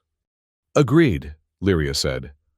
Though I recommend we establish a rotating watch schedule to monitor the drive harmonics. Any further degradation could lead to containment failure. They settled into a routine, taking turns monitoring the systems and caring for the Kavari, which gradually recovered from its stress as the journey continued. During quiet moments, they found themselves drawn into increasingly personal conversations, the shared danger having forged a connection neither had anticipated. Why did you really help me? Lyria asked during one such moment, her multifaceted eyes studying Aaron with genuine curiosity. At the beginning, when you rescued the Kavari, you had no personal stake in its welfare. You could have surrendered it to me and avoided all of this. Aaron considered the question, wanting to give an honest answer. At first, it was just instinct. The Kavari was clearly in distress, being hunted. I couldn't just leave it. She paused, reflecting.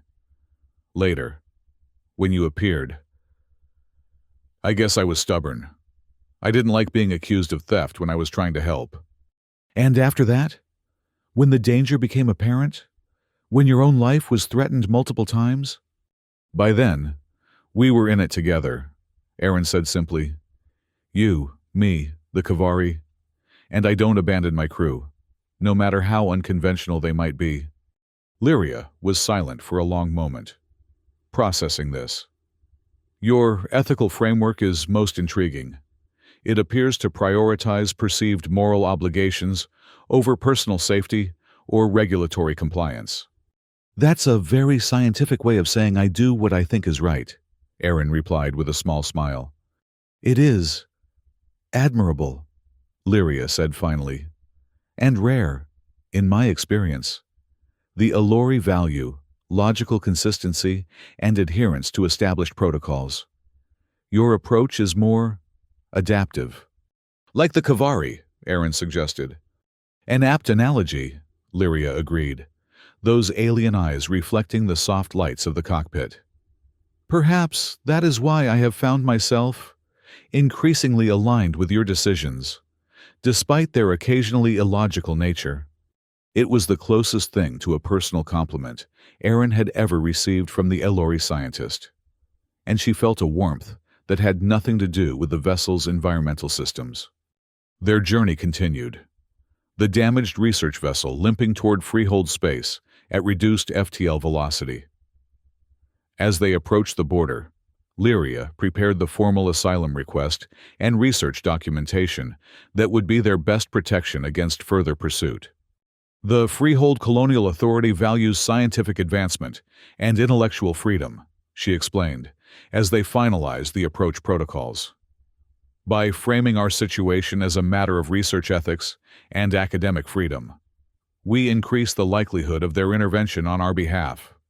And if that doesn't work, Aaron asked practically, then we shall rely on your impressive talent for improvisation, Lyria replied, with what might have been the faintest hint of humor. They crossed into freehold space with a sense of cautious relief, immediately broadcasting their asylum request on official channels. The response was swift. A freehold patrol vessel altered course to intercept them, accompanied by a diplomatic courier ship. Approaching vessel, this is Captain Eli Mbeki of the Freehold Colonial Authority. We have received your asylum request and supporting documentation from Branson Tariq Station. Please maintain current course and prepare for escort to Colonial Headquarters. The sight of the freehold vessels, sleek, well-armed, and unmistakably official, brought the first real sense of security either woman had felt in days. As the patrol vessel took up position alongside them, its protective presence a tangible shield, Aaron allowed herself to exhale fully for the first time since leaving Gaia 2. We made it, she said quietly, reaching across to squeeze Lyria's hand without thinking. Really made it this time. To her surprise, the Allori scientist didn't withdraw from the contact. Instead, those long, elegant blue fingers curled around hers in a gentle response. Indeed, Lyria agreed, her voice softer than Aaron had ever heard it. Though I suspect our journey together is far from complete. The arrival at Freehold Colonial Headquarters was a blur of official procedures, medical examinations, and detailed debriefings. The Kavari was installed in a state-of-the-art research facility, with Lyria granted full oversight of its care, while the asylum request was processed. Aaron, recognized for her role in protecting both the scientist and the valuable specimen, was provided with comfortable guest quarters and offered a temporary position as a flight instructor with the Colonial Flight Academy. 5 days after their arrival, they were summoned to the office of High Commissioner Talia Rodriguez, the Freehold's chief diplomatic officer. Her spacious office offered a spectacular view of the space station's central hub, a reminder of the civilization and order they had fought so hard to reach. Dr. Thane, Pilot Novak. Rodriguez greeted them, gesturing to comfortable chairs arranged before her desk. I'm pleased to inform you that your asylum request has been officially granted. The evidence you provided, combined with testimony from Director Vasquez and analysis of the damage to your vessel, clearly establishes the legitimacy of your claims. Relief washed over both women, though Lyria maintained her typical Allori composure, while Aaron allowed herself a broad smile. Furthermore, Rodriguez continued, The Freehold Colonial Authority has issued a formal diplomatic protest to both the Earth Alliance and the Alory Consortium regarding the activities of the Unity Directive. While we do not expect immediate action, the public nature of the protest will make further pursuit of you or your research more politically complicated for them. Thank you, High Commissioner, Lyria said formally. The consortium will likely disavow any knowledge of the Unity Directive's operations, but the diplomatic pressure may discourage future collaboration. Indeed. Now, as to your future arrangements. Rodriguez consulted a datapad on her desk. Dr. Thane, the Colonial Science Directorate has extended an invitation for you to continue your research here, with full access to our xenobiology facilities and appropriate security protocols. They were most impressed with your preliminary findings on the Kavari's adaptive properties. Lyria inclined her head in acknowledgement. The invitation is appreciated and will be given serious consideration. And Pilot Novak, Rodriguez turned to Aaron. The Colonial Fleet has expressed interest in offering you a permanent position, based on your impressive piloting record and the skills you demonstrated during your escape. Additionally, Dr. Thane has requested that you be considered for a position as security liaison to her research team, should she accept the Science Directorate's offer. Aaron blinked in surprise, glancing at Lyria, who maintained her usual composed expression. Thank you. Both offers are very generous.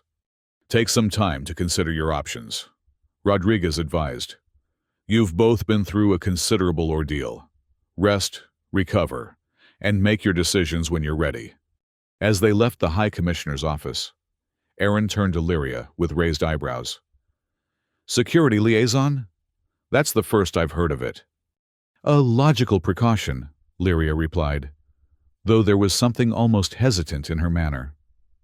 The Kavari's security remains a concern, and you have demonstrated exceptional capability in crisis situations.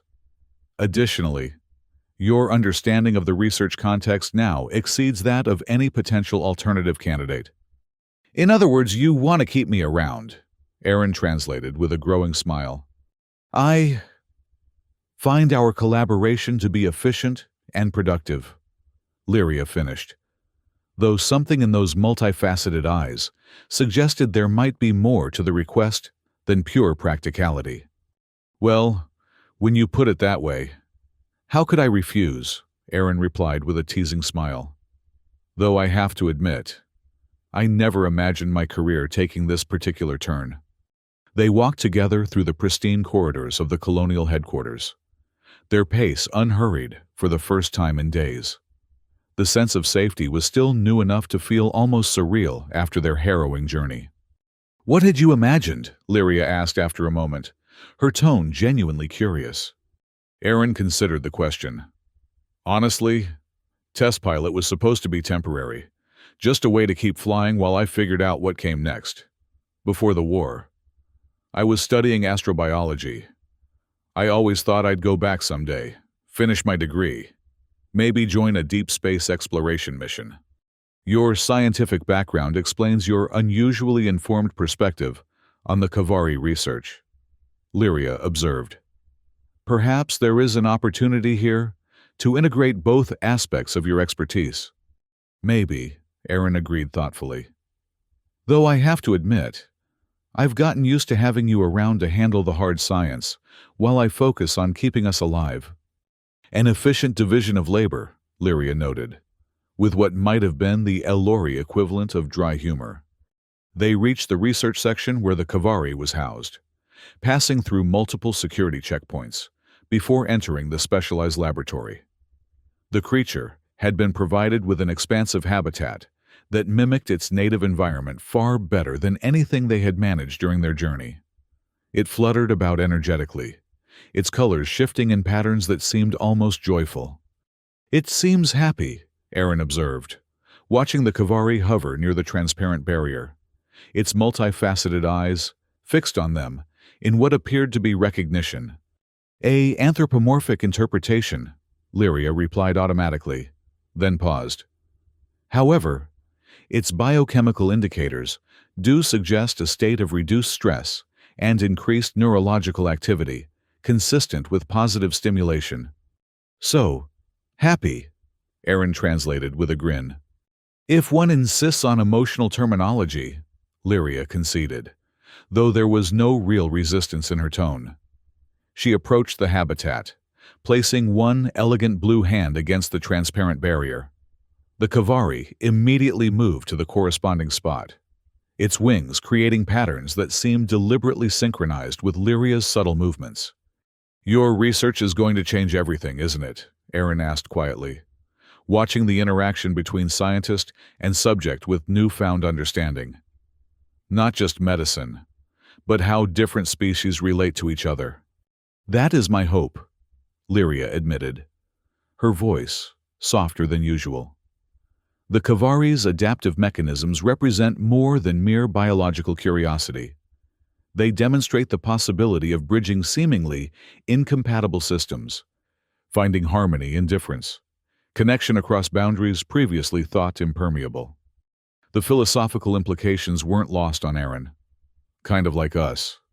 Lyria turned those multifaceted eyes toward her, studying her with an intensity that might once have made Aaron uncomfortable, but now felt almost intimate. An apt analogy. Our initial interaction was characterized by conflict, based on perceived incompatibility of purpose.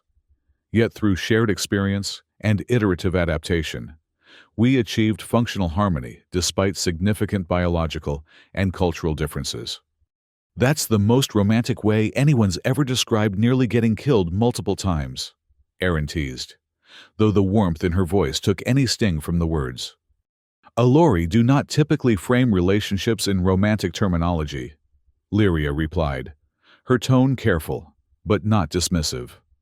"However, I acknowledge that our connection has evolved beyond professional collaboration or circumstantial alliance." Aaron's heart beat a little faster at this unexpected acknowledgement. "Is that your scientific way of saying you like having me around?" "It is my way of saying that I find your presence valuable, beyond quantifiable metrics." Lyria seemed to be choosing her words with unusual care. "The prospect of continuing our association is agreeable to me." Coming from the typically reserved Alori scientist, this was practically a declaration. Aaron felt a smile spread across her face. "Well, that's good to hear, because I'm thinking of accepting that security liaison position. Assuming you're staying, of course. I have informed the Science Directorate of my intention to accept their offer," Lyria confirmed. "The facilities here are excellent, and the political neutrality of the freehold colonies provides optimal conditions for research that might otherwise be compromised by competing interests." "Then it looks like we'll be working together for the foreseeable future," Aaron said, unable to keep the pleasure from her voice.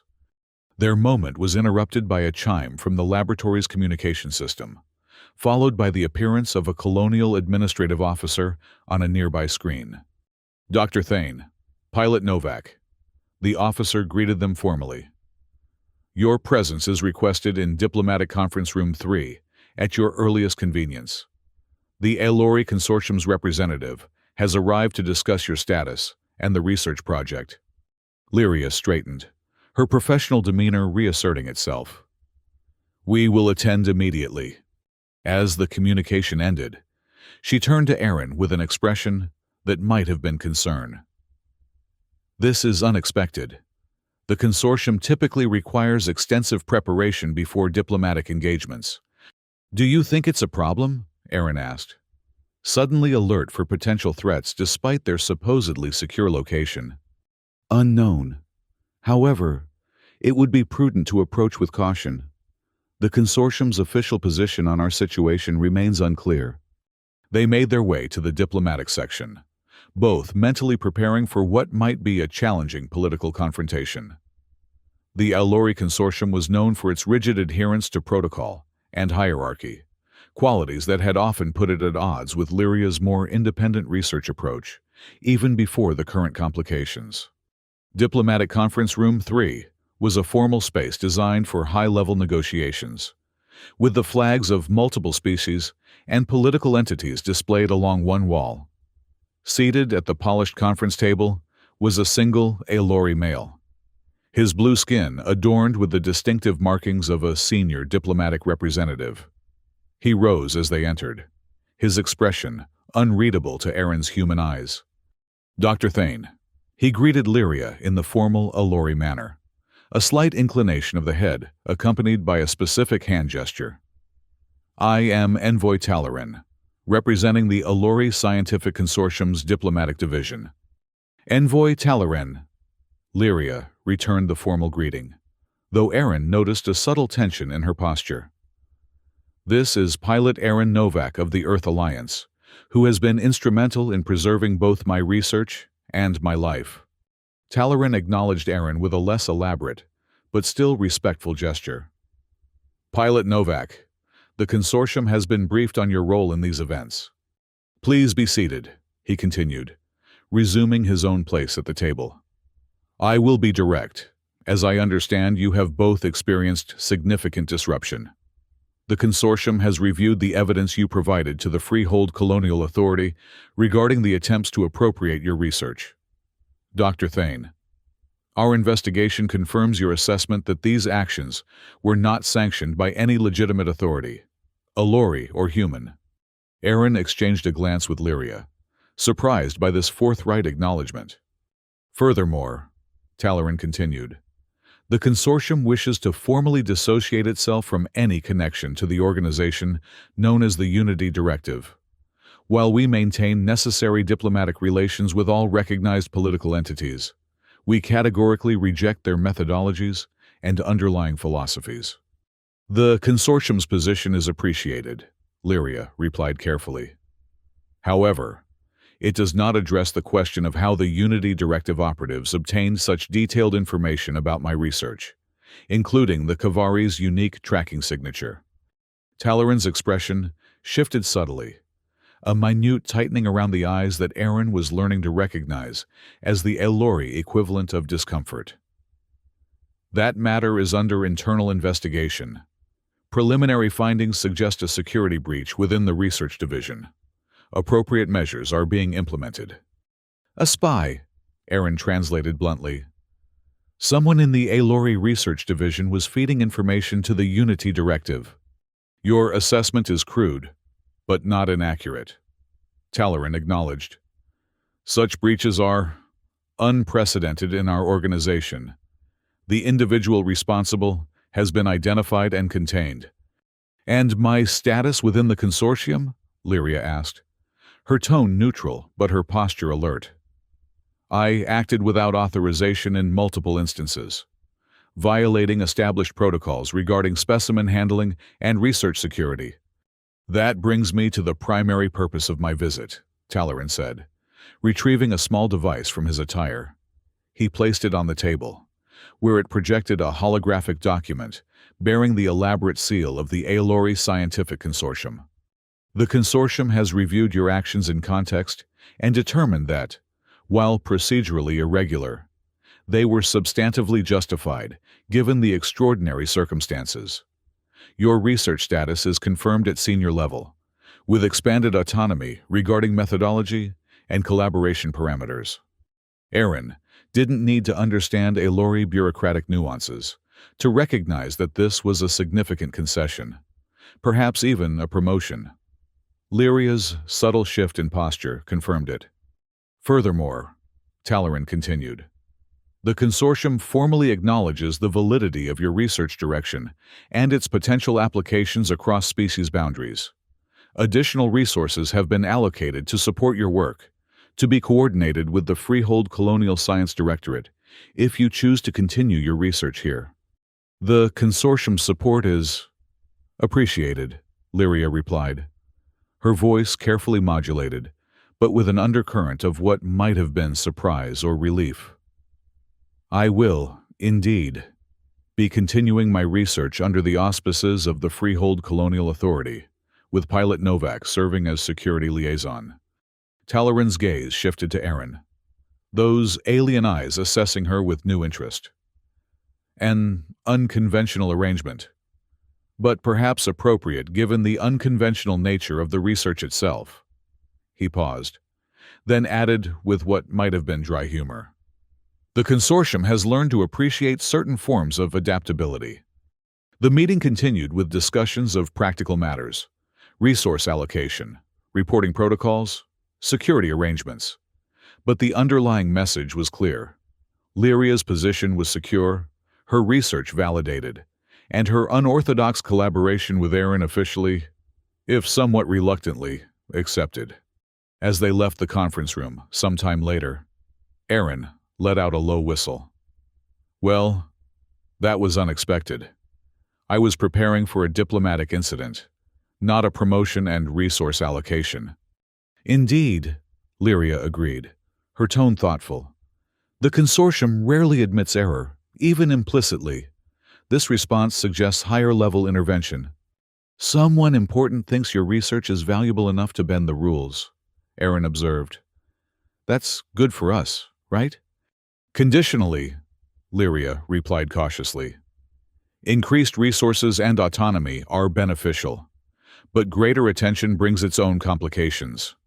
The Unity Directive will not be deterred by a diplomatic protest, nor will they be the only entity interested in controlling research with such far-reaching implications. So we stay vigilant, Aaron said with a shrug. Nothing new there. At least now we have official backing and better security. They returned to the research section, both processing the implications of the meeting. The Kavari greeted their return with excited chirping, its colors brightening as they approached the habitat. I need to review the new security protocols, Aaron said, watching as Lyria began her usual examination of the Kavari's condition. Make sure they're actually going to keep our little friend safe.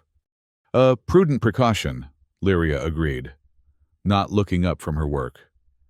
Though I have found the freehold colonial security systems to be generally well designed. Better safe than sorry, Aaron replied. I'll meet you for dinner later. They say the observation deck restaurant has the best view in the station. Lyria glanced up, those multifaceted eyes briefly meeting Aaron's. That would be agreeable, with a smile and a casual salute. Aaron headed off to review the security systems. Her step lighter than it had been in weeks. The danger wasn't over. Might never truly be over with research as valuable as Lyria's. But for the first time since that fateful rescue mission on Gaia 2, the future held more promise than peril.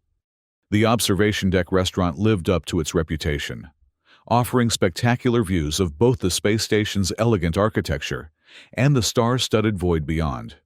Their table, positioned near the curved, transparent wall, provided a particularly stunning perspective on a nearby nebula, its swirling colors reminiscent of the Kavari's iridescent wings. Aaron arrived first, having finished her security assessment with time to spare. She'd taken the opportunity to change into something more formal than her usual utilitarian attire, not fancy by any means, but a step up from pilot's coveralls. She was nursing a drink and enjoying the view when Lyria appeared, her tall, elegant form drawing admiring or curious glances from other diners. Wow, Aaron said as Lyria approached, genuinely impressed. The Allori scientist had exchanged her typical research attire for something that appeared to be formal Allori dress, a flowing garment that complemented her blue skin and silver hair, while maintaining the dignified presence she naturally projected. Is this attire inappropriate? Lyria asked, noting Aaron's reaction as she took her seat. I understood this establishment to have certain sartorial expectations.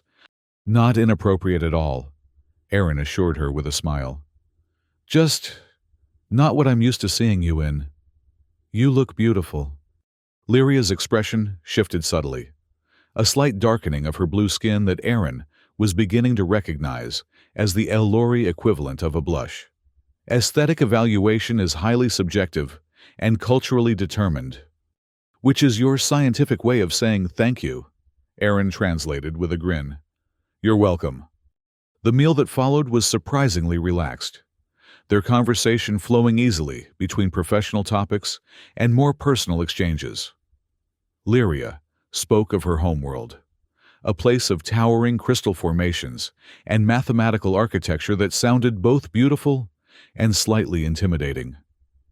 Aaron shared stories of Earth's diverse landscapes, promising to show Lyria the great forests and oceans if they ever had the opportunity to visit. "How do the Allori view relationships with other species?" Aaron asked eventually, her curiosity finally overcoming her caution. "Professionally, I mean, scientific partnerships, diplomatic alliances, that sort of thing. Historically, with caution," Lyria replied thoughtfully.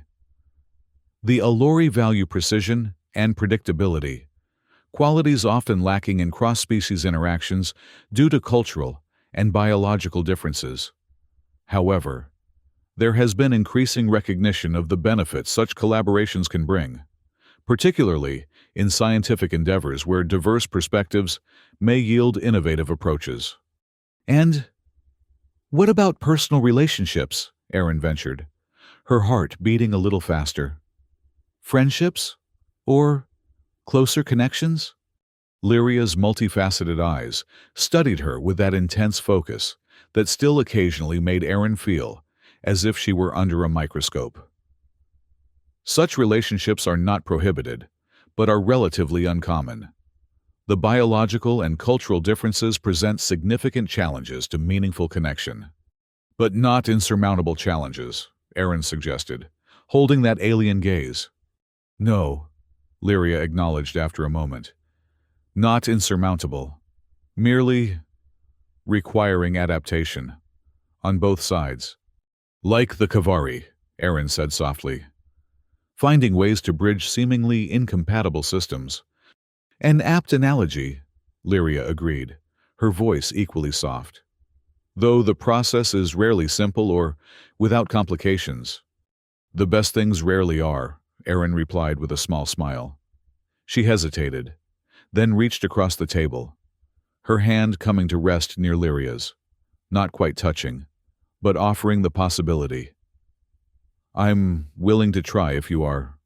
For a long moment, Lyria simply looked at Aaron's outstretched hand, those alien eyes unreadable. Then, with a deliberation that made the gesture all the more meaningful, she extended her own hand, those elegant blue fingers coming to rest gently against Aaron's.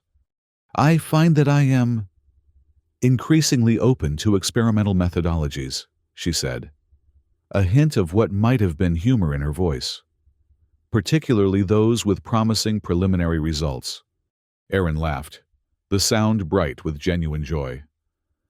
"That might be the most romantic thing an Allori has ever said to a human." "Perhaps," Lyria agreed, those fingers twining more confidently with Aaron's. "But I suspect it is merely the beginning of a much more extensive research program."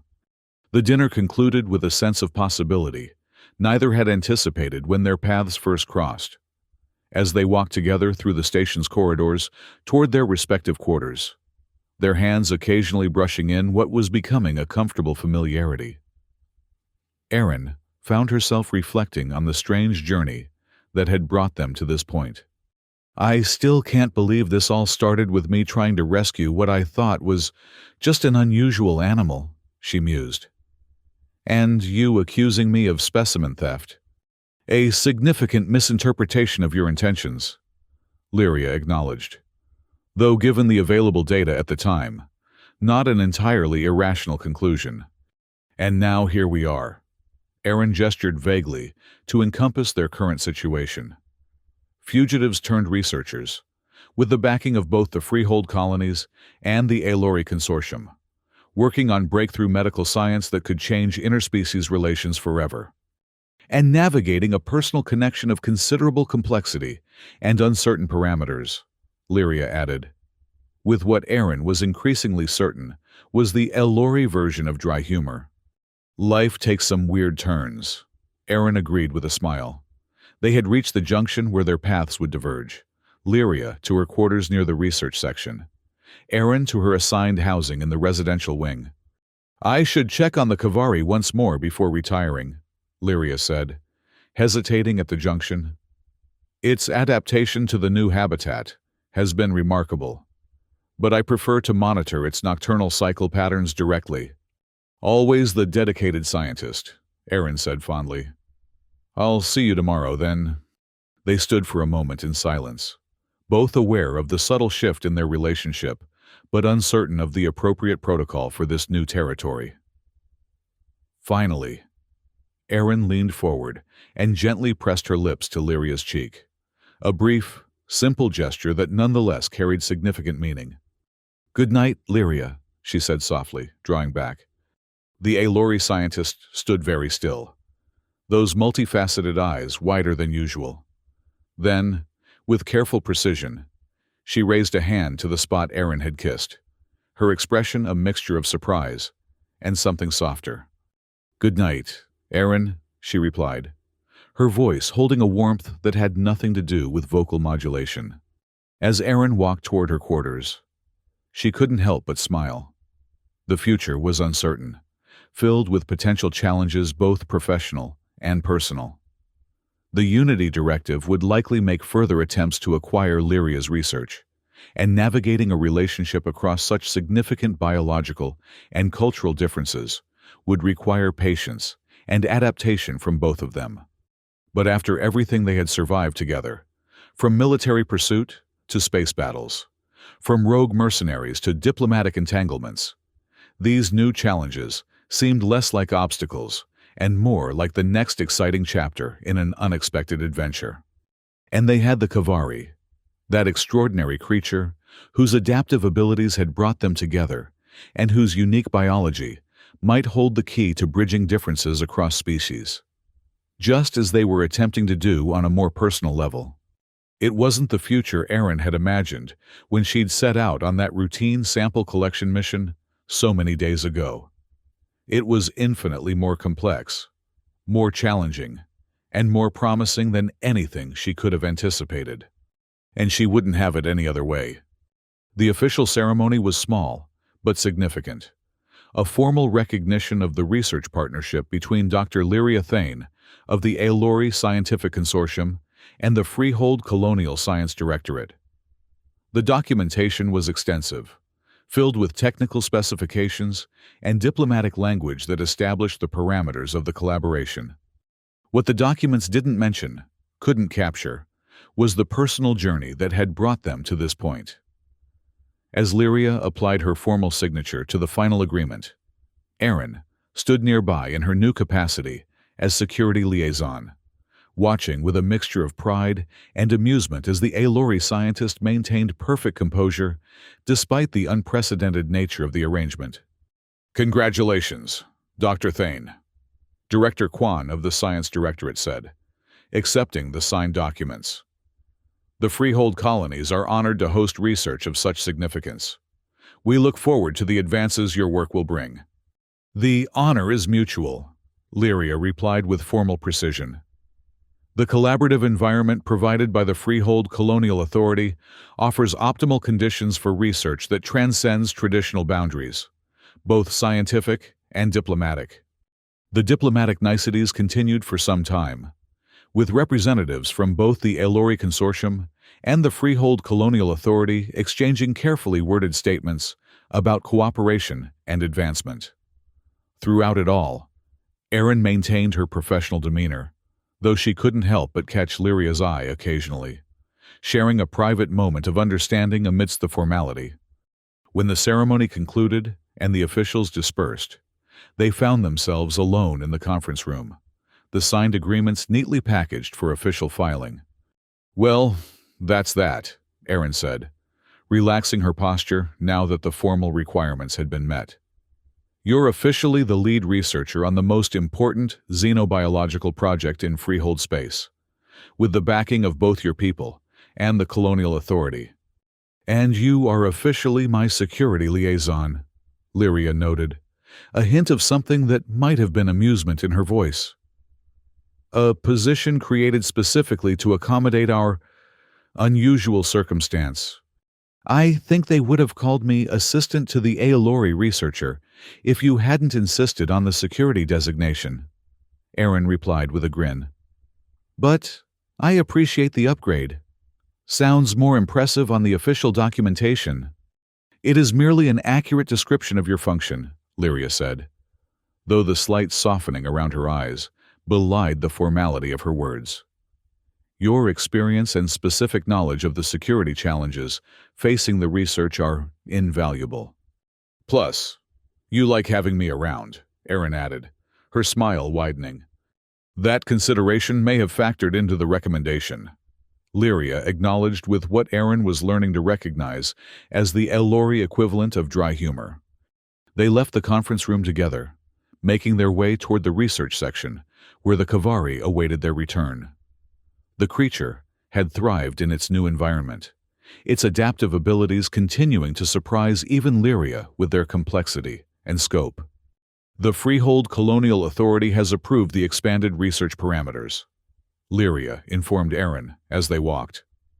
We will begin clinical trials of the regenerative therapy next week, focusing initially on neural pathway reconstruction in cases previously considered irreversible.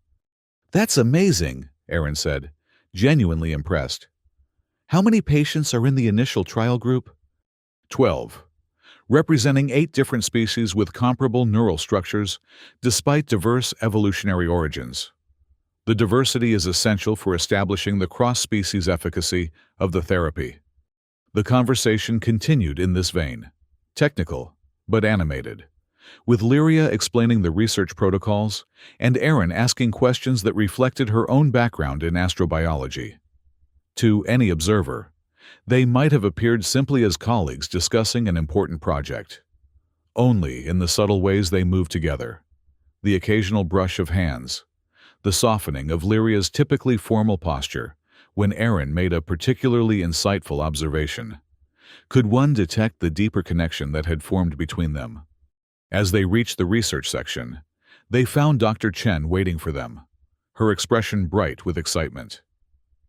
Dr. Thane, Pilot Novak, the Kavari has demonstrated a new adaptive sequence. I've documented the entire process, but you really need to see this in person. They followed her to the Kavari's habitat, where the creature greeted them with its now familiar chirping and a display of colors that seemed deliberately calibrated to attract their attention. Watch, Dr. Chen instructed, activating a specific light sequence within the habitat.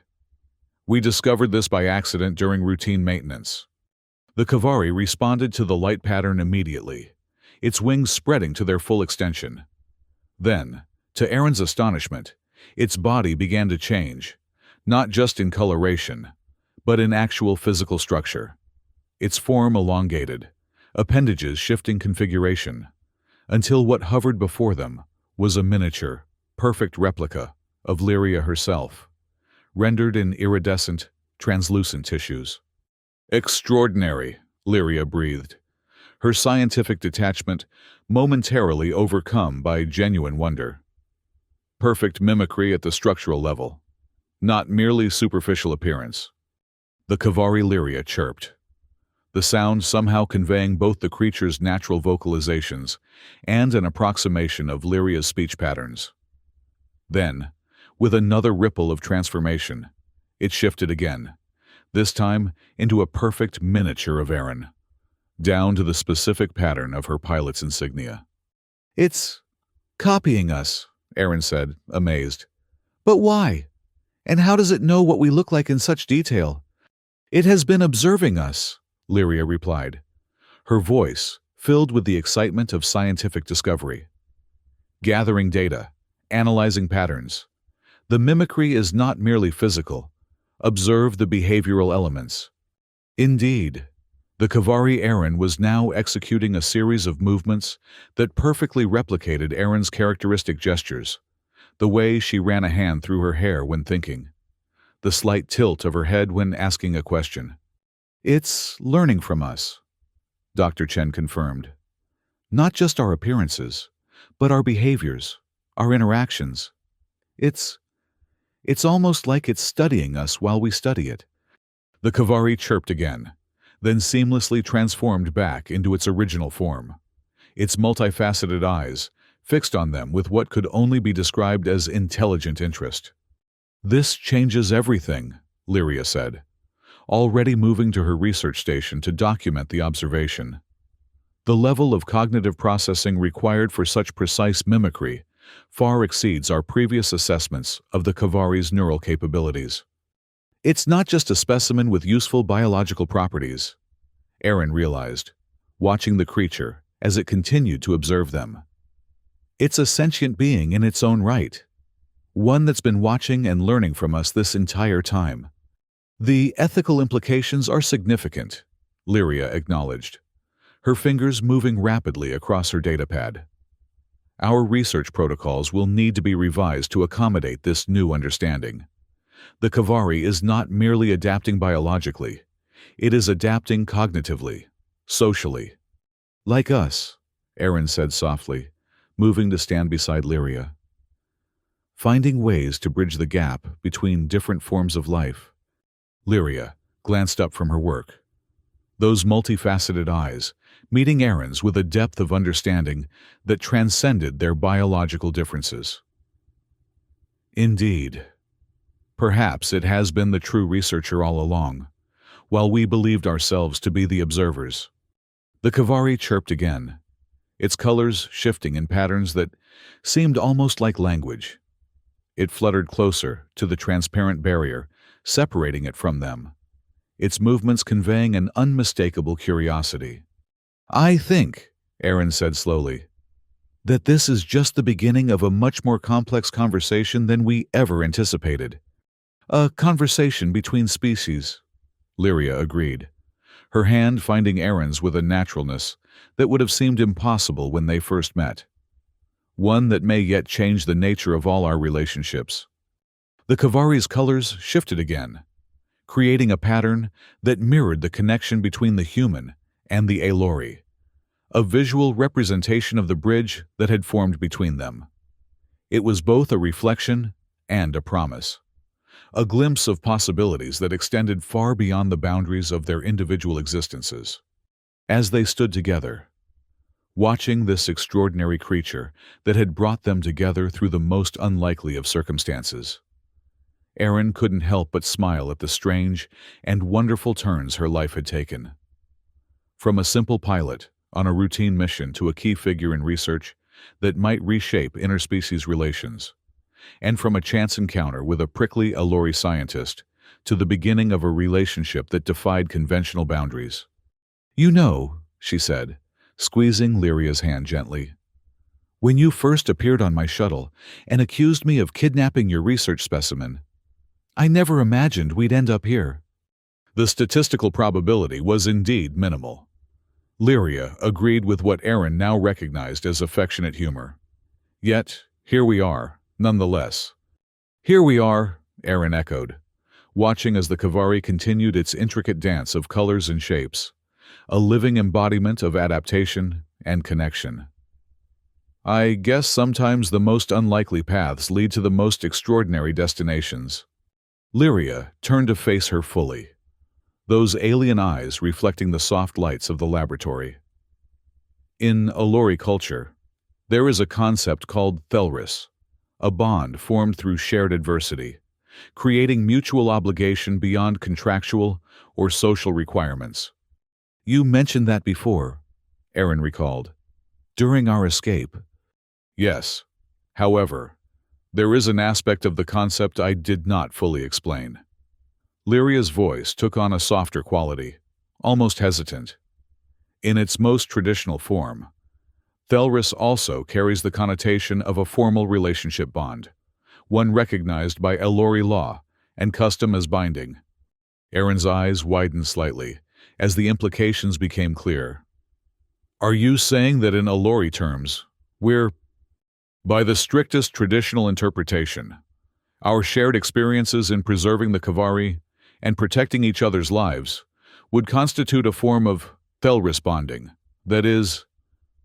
Lyria paused, searching for the appropriate term. Most closely approximated in human terms as engagement. Engagement, Aaron repeated, a smile slowly spreading across her face. As in, preparing for marriage? The comparison is imperfect, Lyria cautioned, though her own expression had softened considerably. Allori bonding rituals differ significantly from human marriage customs. However, the essential element of formal, recognized partnership is comparable. "So, let me get this straight," Aaron said, unable to contain her amusement and delight. "According to Allori tradition, we've been accidentally engaged since... when exactly? The mining outpost? The firefight on EOS 7? The formal criteria would have been met when you risked your life to protect both me and the research during the attack on Branson Terrick Station," Lyria replied, with surprising precision. Though the foundation was established earlier, Aaron couldn't help but laugh, the sound bright with genuine joy. "Well, that's certainly a story to tell the grandkids. How did you two get engaged?" "Oh, she tried to kidnap me for alien science. I stole her research specimen. We got shot at a bunch of times. And somewhere along the way, we accidentally got space married according to her people's traditions." The Kavari chirped excitedly from its habitat, its colors shifting to create a pattern that somehow perfectly captured the emotional tone of the moment, a visual representation of humor, affection, and possibility. "I am not certain that space married is an accurate translation of the concept," Lyria noted, though her voice held a warmth that belied the pedantic correction. "And I should clarify that formal recognition would require additional ceremonial elements." "Is that your way of saying I shouldn't start planning the wedding just yet?" Aaron teased, moving closer. "It is my way of saying that while tradition has its value, our path has been unconventional from the beginning." Lyria's hand reached up to gently touch Aaron's cheek, the gesture tender, despite its foreignness. "Perhaps we should continue to define our own parameters, rather than conforming to either of our species' conventional expectations." "I like the sound of that," Aaron agreed softly, leaning into the touch. "Making it up as we go along, finding our own way. Like the Kavari, adapting to create something new." Behind them, the creature in question chirped its apparent approval, its colors shifting to create a pattern that encompassed both their forms in a harmonious whole. Whatever the future held, scientific breakthroughs, diplomatic complications, the ongoing challenge of bridging their differences, they would face it together, their unlikely bond stronger for having been forged in the crucible of danger and discovery.